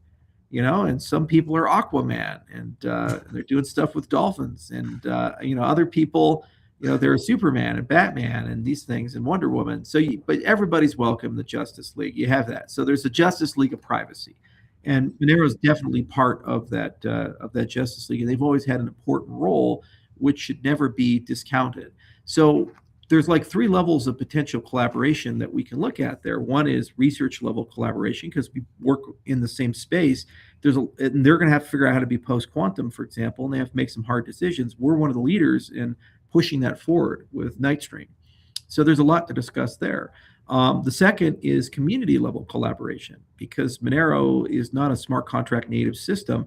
Just like we talk about XRP DeFi and Bitcoin DeFi, how does Monero get private DeFi? They could add it to the system and have all this complexity in the system, and that's a lot of work. It's a big distraction from being like private Bitcoin. So working with Midnight is a very natural thing, and what's cool is they're in the driver's seat of like how they want to do that. And the 3 is expansion of liquidity. Monero is being delisted, as is Zcash and others, from a lot of jurisdictions like Middle East, Europe, Asia, because they're anti-privacy coin. So most of their trading is going to move long-term into the DEX space. Yeah. And how do they do that in a way that's sensible and reasonable? And for a regulator's perspective, how do you do that in a way where you don't automatically just blacklist everything? So having the ability to do selective disclosure and these other things, it's if it's self-sovereign, I think that's for some of the Monero community going to be an area where they can get around that. But it's early days, and the problem with these communities, they tend to get so insular. They just they're blacklist by default. It's like we just hate everybody until proven otherwise. So they don't hate me, but they don't love me because I haven't really said much about Monero or done much in the Monero ecosystem, and so I think there is a path where we can build out something there and have some fun. The other thing is we have a multi-resource consensus system with Midnight, and so as we grow Minotaur, there's going to be multiple validation networks to maintain the Midnight blockchain. I would love to have a proof of work option. Values compatibility. Monero is actually the one of the best to collaborate with there, and those miners need some more revenue. It's not really profitable mining Monero. I tried it myself for a little while as I was learning about these different systems, and we ran, a 500 CPU setup for about 3 months, and I got some Monero there. So I'm actually a holder in that ecosystem from mining, so that makes me a really good holder. But it's not terribly profitable relative to the compute cost. When you do all that work. So anything that can increase the revenue of the Monero miners helps them continue preserving that capacity and that decentralization inside the system.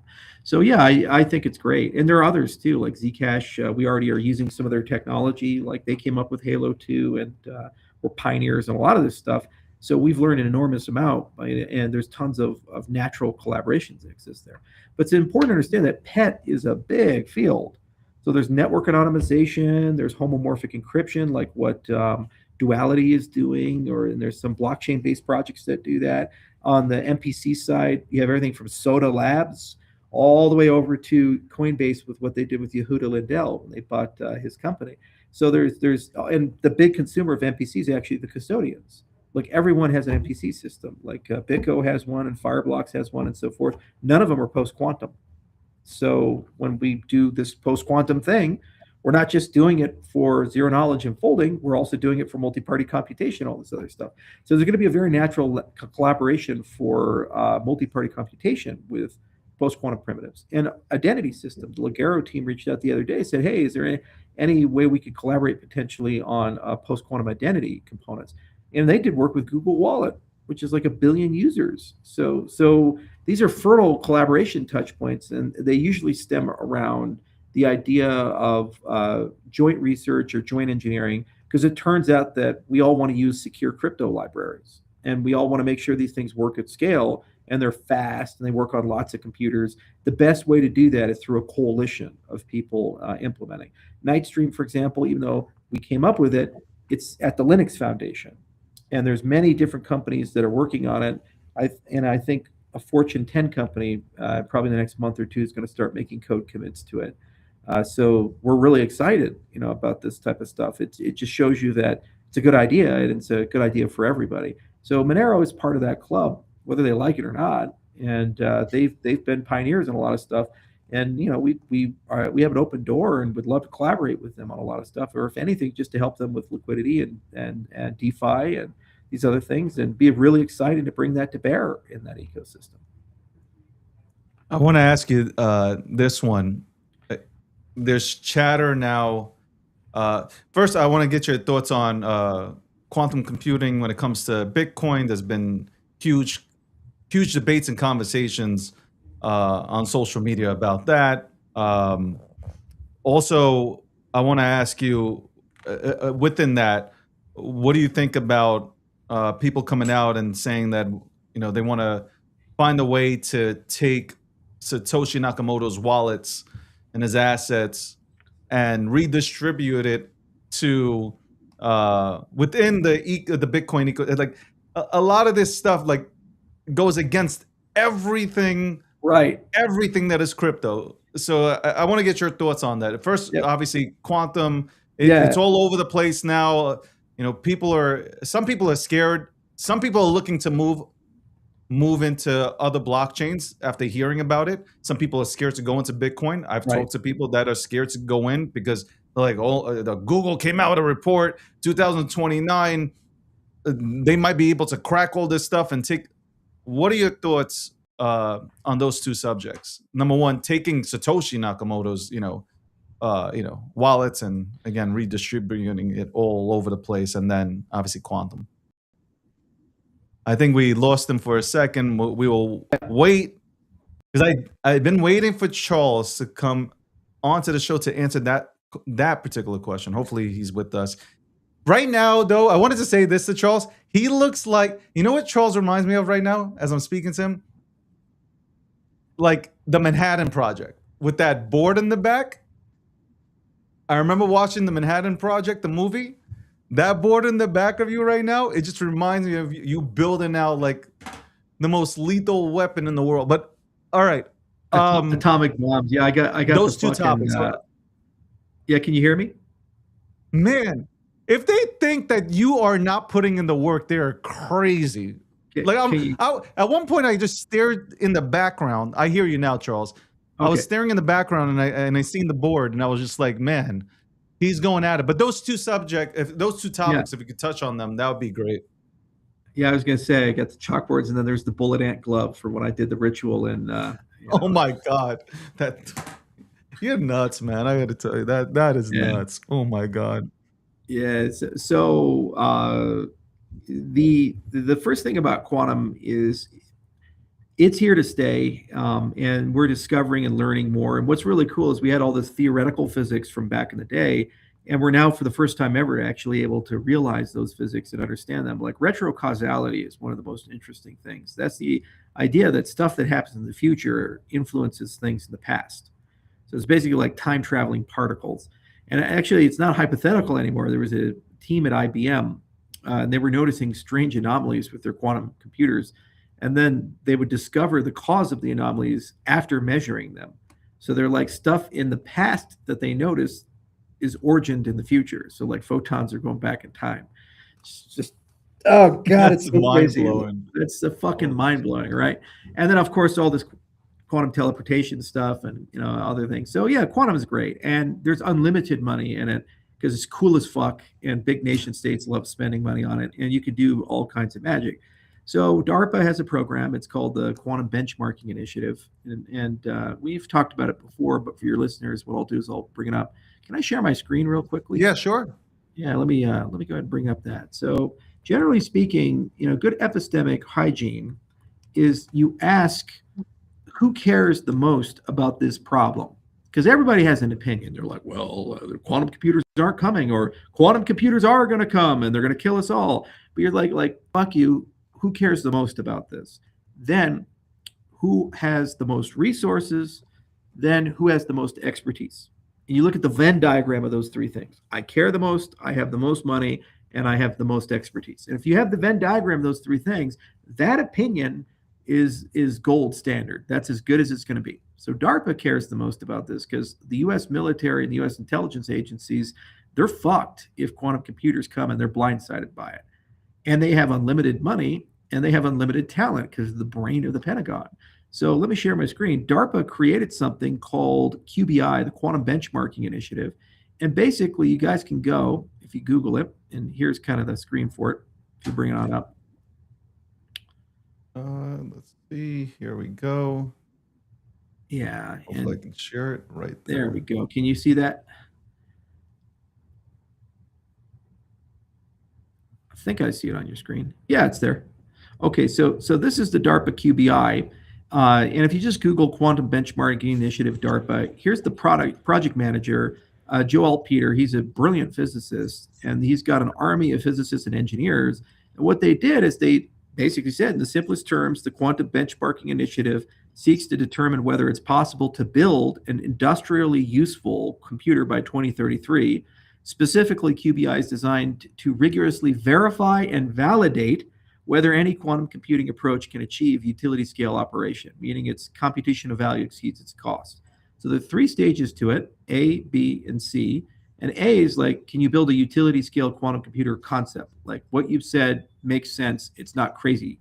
Then B, can you actually develop a plan and show that you're doing that? And then once you have the computer running, DARPA is going to actually verify it and validate that the thing runs. And they have all these different companies that have joined DARPA QBI. And actually, let me just show you real quickly, DARPA QBI A companies. I think that's it right here. Oh, stage B selection. Yeah, here we go. So these are the 11 companies that are in the running, meaning they've passed stage A. So you got Atom Computing, Dirac, you got IBM, IonQ, Nord Quantique, Photonic, Quantinium, you got Quantum Motion, Q-Era, Silicon Computing, and Xanadu. And you'll notice something that they actually have different categories like scalable arrays of neutral atoms, silicon CMOS spin qubits. You have quantum computing with modular superconducting processors, trapped ion computing, superconducting qubits, and bosonic error correction. You have optical quantum computers, all kinds of things.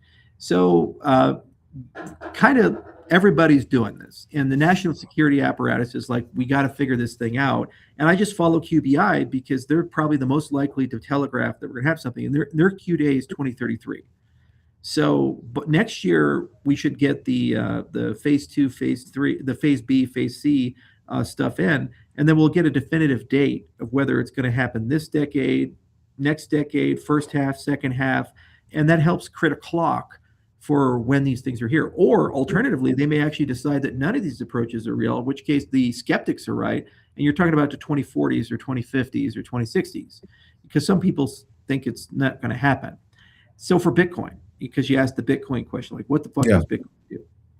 So the analogy I like to use is there's an asteroid coming for the planet. And there's three groups of people. One group of people say we should do nothing because the asteroid's actually not going to hit us, or it's going to be so late that it's not a problem right now. We could take 20 years off before we think about the asteroid.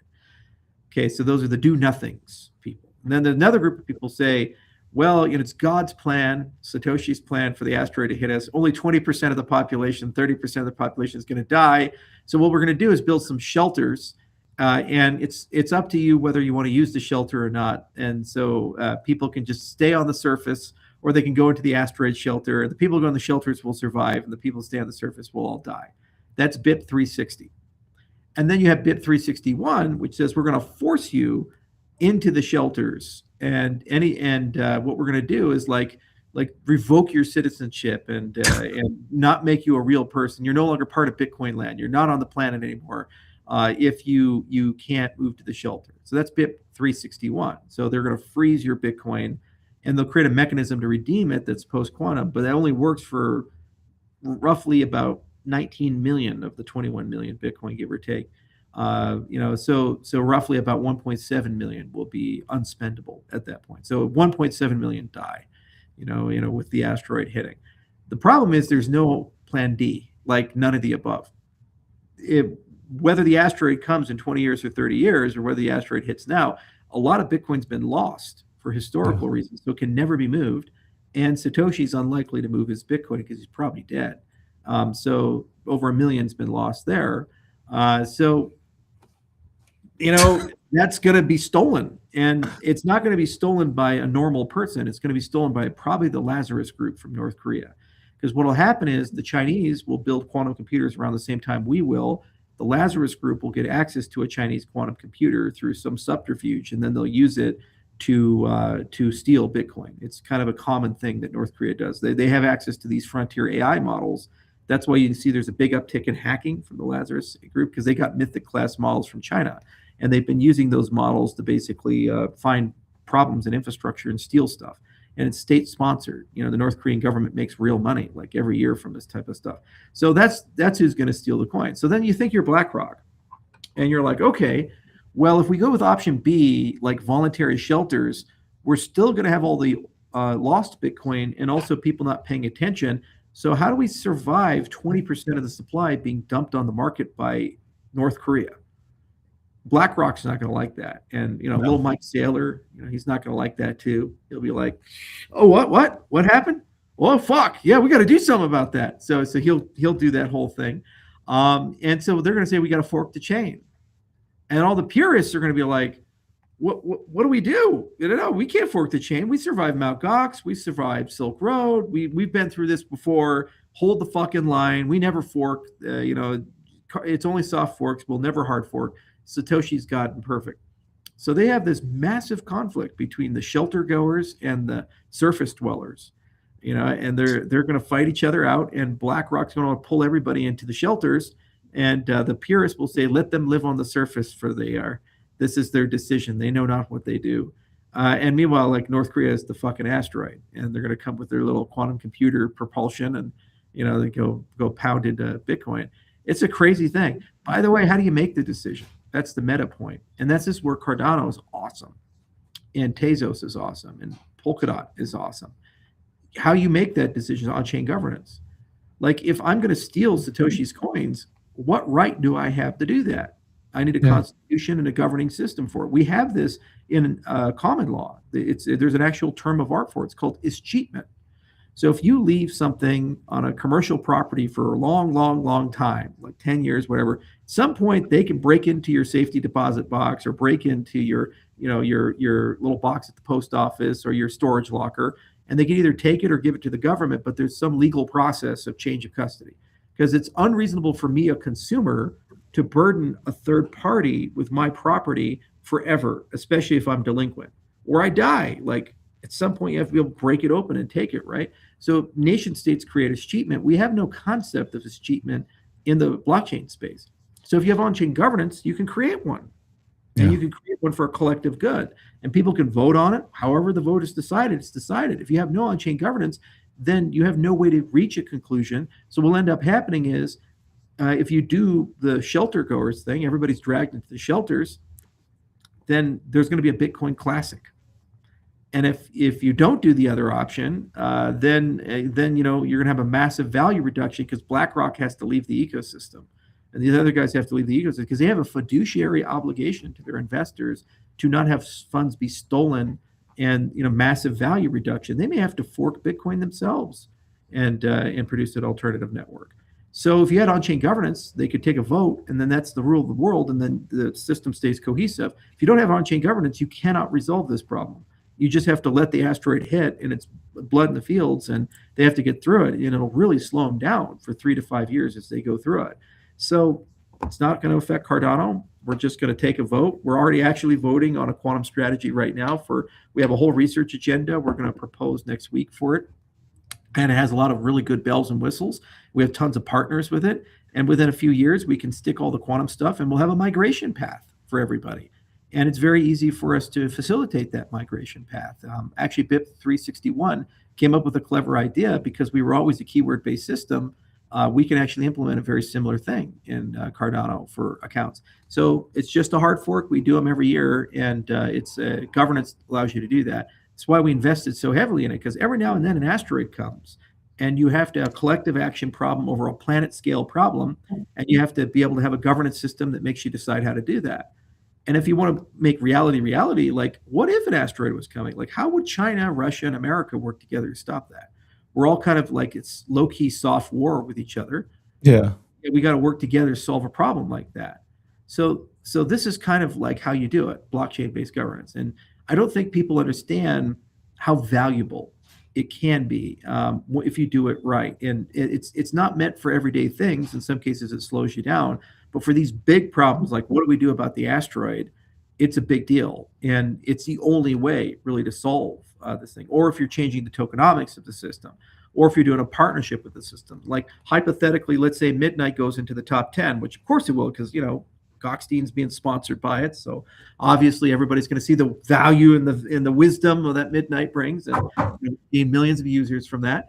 But anyway, let's say that happens. Well, maybe Filecoin's like, hey, maybe we should find a way to merge into the Midnight network or something like that. Well, how would they make that decision for the blockchain to bring that in? You need some form of a governance system to be able to make that kind of call or that kind of decision. So Cardano is very unique in that I think we have one of the best, and it's self-evolving, and we've already made massive improvements, and it's very decentralized, but yet it allows us to make very quickly these big decisions, like within 3 to 6 months. And once it's decided, it's decided. There's no deviation. There's no Cardano Classic. The system has decided. That is consensus, and we will now move on with one voice to solve the problem. Charles,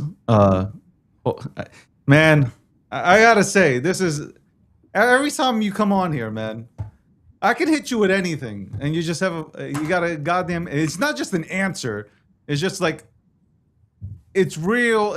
I'm telling you, ChatGPT was made after you, man. Sam Altman and Elon, they all sat down, and they took you, man, and they made all these LLMs after you, man. But I appreciate you coming through.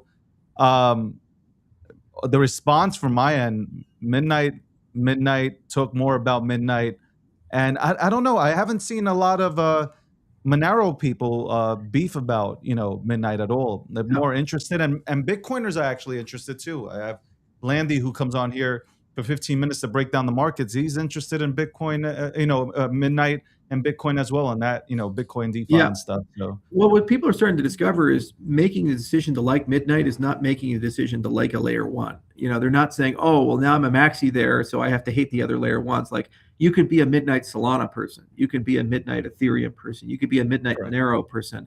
And in many cases, it makes the ecosystem better. So I think it'll take another 3 to 6 months to kind of break through. But then once we do, it's viewed as kind of a universal technology for good, which is fun because it's then you can be friends with everybody. There's a cooperative tokenomics for everybody, and it's a gateway into crypto. The other thing is it's the crypto that my mom can use and my dad can use. My dad's turning 70 this year, and my mom is not too far behind, and they want to do crypto stuff.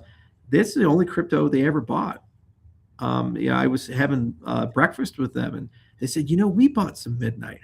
I was terrified. It's like, oh no, there's a lot of stuff that can go wrong here. Like, how did you buy it? Who did you buy it from? Did you actually buy real midnight? All this stuff, right? And I shouldn't have to have that reaction, but that's where our industry is at, because 9 times out of 10, there's some sort of scam, and they prey on the vulnerable people. Yeah. The minute I heard my parents did it, I immediately went to my chief of staff. I said, like, make sure no one fucked that up. It's like, it's hell to pay. That's my mom, damn it. But we should all have this attitude as project founders. We somehow treat the family different than we treat every other people. One of the meta reasons why we created Midnight was we wanted to make it safe, simple, and have rules. And when people come in, they get to set what their rules are, and they get to set their experiences that they want to have. And then there's a curation where it's safe and simple. Right now, how we do that is through trusted third parties. And the problem is that's not crypto. Just like you point out, Tether, just because you use a condom doesn't mean it's not going to have a bad outcome, man. So your coins could get frozen. Stuff can happen. You could lose your money. The company can go out of business. Maybe the audit says stuff that's not really so good. And that's the problem. So you need to have self-sovereignty with that thing. And nobody had self-sovereignty at scale for all the pet universe with smart compliance. They have partial solutions here and there, but we wanted to build something for everyone everywhere. And it's one of the hardest products to build because it has to work for everything. The Glacier drop, we had to understand how Ripple's cryptography worked, and Solana's cryptography worked, and Ethereum's cryptography worked. That was not easy for one team to do a drop to 33.6 million accounts, but we did it. And not only to go through, got listed on Binance. There was at the all-time high, $9 billion a day in trading. It was pretty crazy when you saw that volume. So it was a successful event. Painful but successful. And we just launched the mainnet a few weeks ago, and that was not very painful. Actually, it was a lot easier than I thought it would be. I was very happy about the end result with it. And so now we're getting ready for a major milestone, and we have all these case studies like Midnight Passport and Midnight City, where it's instead of just talking about it, we just fucking show people.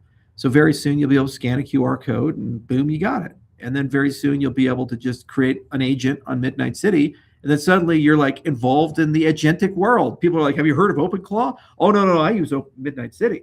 It's better than OpenClaw. Like it's private shit. It's got all that stuff. And you're just part of that world, So we were trying something very different with Midnight. And you're absolutely right. It's been very successful. We've been all around. And it's going to take a few more months to get that momentum exactly where it needs to be. But then it's not going back. And it's refreshing because it's a new narrative. The space is stale. Everything was this copy of a copy of a copy, and like 11 million tokens have been issued. The vast majority fail. The narratives are burnt up. That's why everybody's so pessimistic and cynical, and they're burnt out. They're just kind of sad about it. And you have something right when you take the old stuff and give it second life. Like meme coins in Midnight City, they're coming hard, man. We're going to have a place for Nike. We're going to have a place for Ball. We're going to have a place for all these things. Some Cardano native, some not. And, we have stuff for the old networks too, like Monero's been around a long time, and we can give something to them. And same for Bitcoin and other things, and actually give them a new lot life.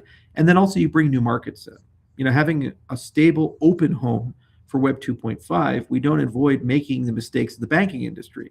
Because if one of these federated systems win, you've replaced JP Morgan and Goldman Sachs and Bank of America and these other people with Canton. and a collection of companies behind it, or this thing and a collection of companies behind it. It's not an open network. And they will forever be beholden to a jurisdiction, a collection of regulations, and certain rules. And you're not in those rule setting committees, and you will never be in those rule setting committees. Sorry, you don't have $1 billion sitting in your bank account. You're not a regulated financial institution. It's not for the people. When you have an open network, the guy wearing the fucking a Siberian Husky suit has a say as much as a Fortune 500 banker.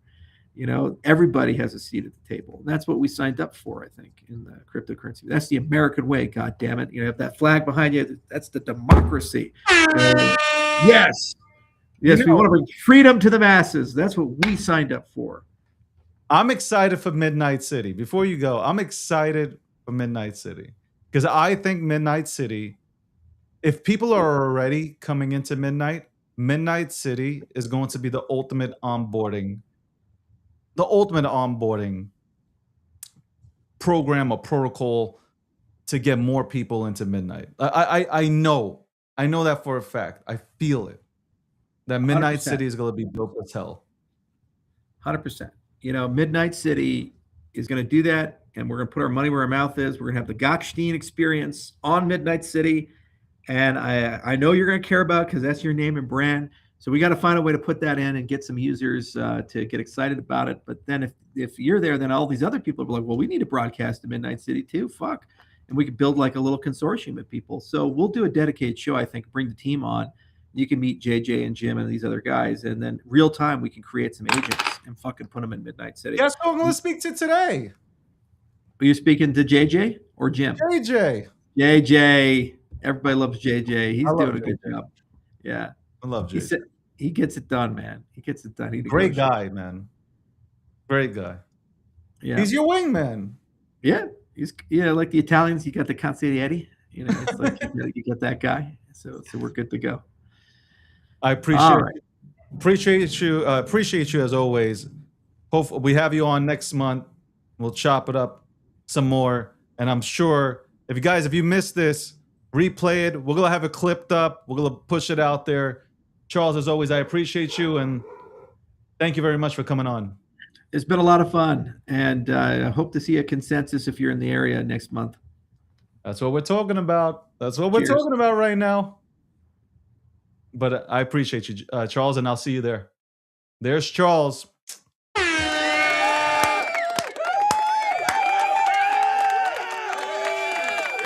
You might have noticed my monitor went out. So for the last 10 minutes, my monitor is out. I'm all through. I got 1, 2, 3. I try to go look at the third. That shit's not working. I'm looking all around. I feel like, you know what? When that happens, I feel like Van Damme in Bloodsport, where the guy,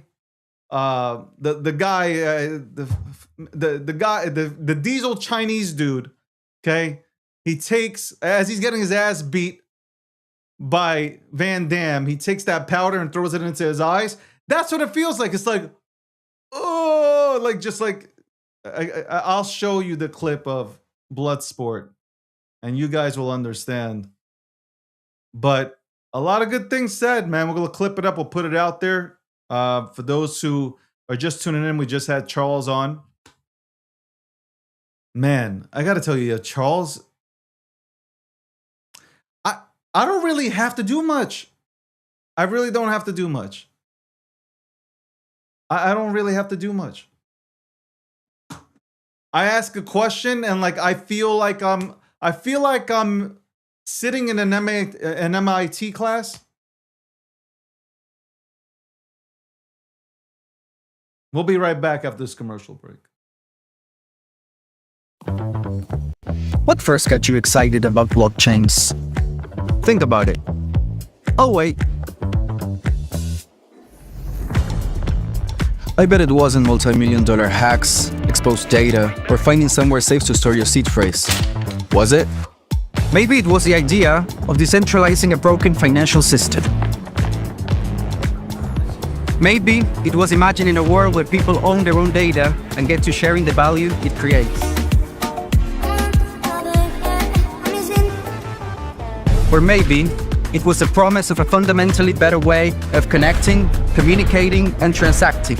The next phase of the internet that empowers us instead of exploiting us. So why hasn't that happened yet? Why are we still living with the same broken system that blockchains promise to fix? It's because blockchains can't keep a secret. Enabling open, transparent systems was only the first half of the challenge. For blockchains to really change the world, they also have to be able to protect our sensitive data when it matters. And that's where we build Midnight, to bring down the final barrier to mass adoption and unlock the full potential of the decentralized web. Let's build the internet we deserve, together.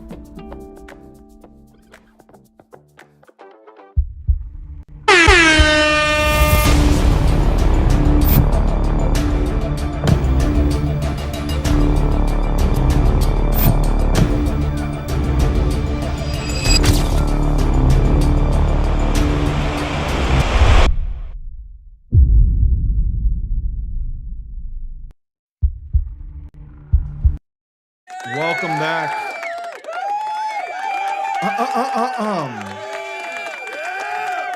Welcome. Welcome back to the show. We had Charles on. This is episode 701, sponsored by Midnight. I'm going to talk more about Midnight City. Shout out to JJ. I got to get JJ. I saw the email. Okay. As I was going on to the show, so I will reply to it. Go ahead and have a chat.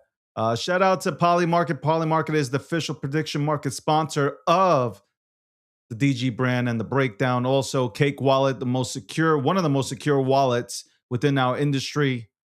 You got Bitcoin, you got Monero. You can go ahead and hold it on Cake Wallet. Shout out to Monero too. I see, people give Charles a lot of shit, but he's ready to work with everybody.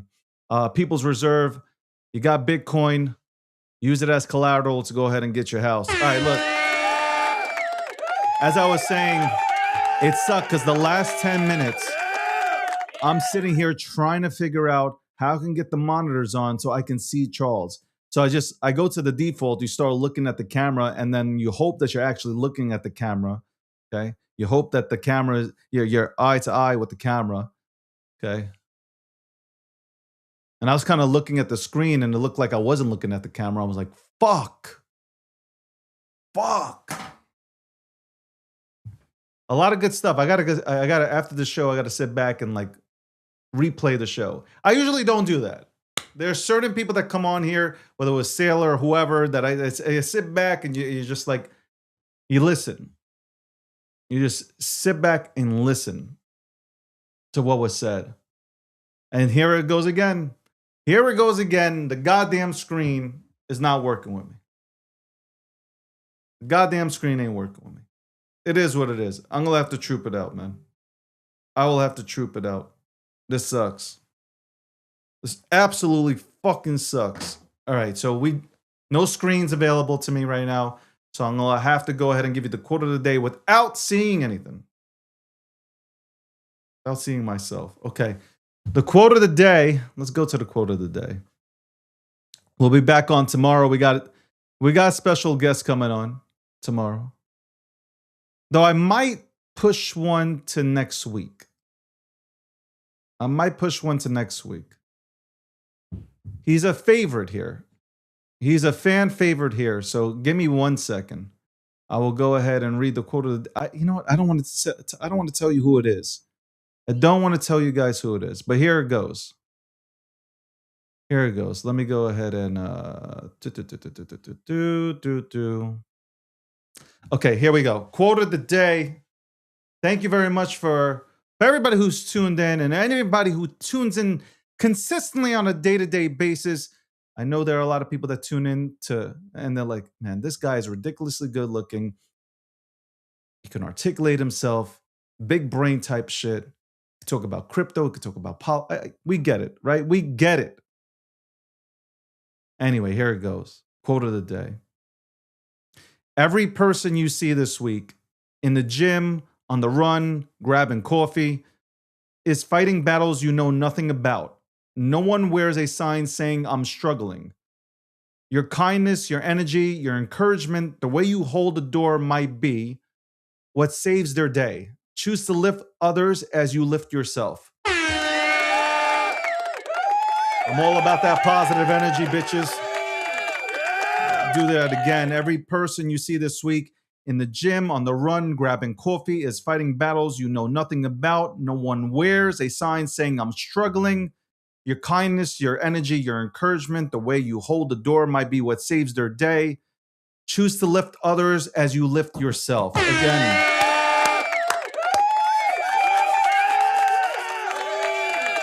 I had, God bless his soul, but I had John McAfee on my show. If you replay my shows, I've had a lot of people on my show. Again, rest in peace to John. I interviewed John McAfee. I interviewed John, I'll tell you right now, maybe a week or two before he got locked up in Spain, I believe.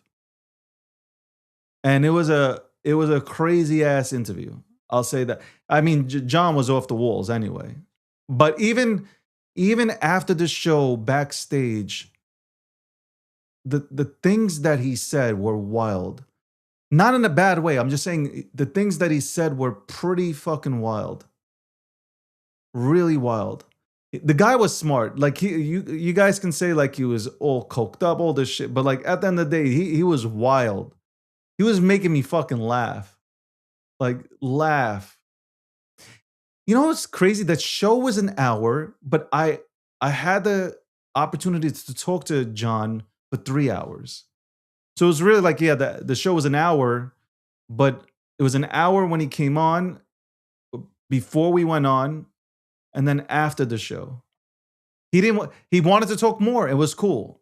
It was cool. It's like, as everybody says, it ain't a regular podcast that you come on to here, man. I will try to find the podcast. Maybe, just maybe, when I take one of those days off like everybody does, maybe we'll play that podcast. Maybe we'll play that podcast.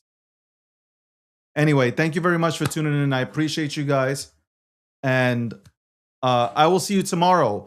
We have somebody coming on from the Bobo Council. So stay tuned to that. 12 p.m. Eastern Standard Time. We go on live tomorrow.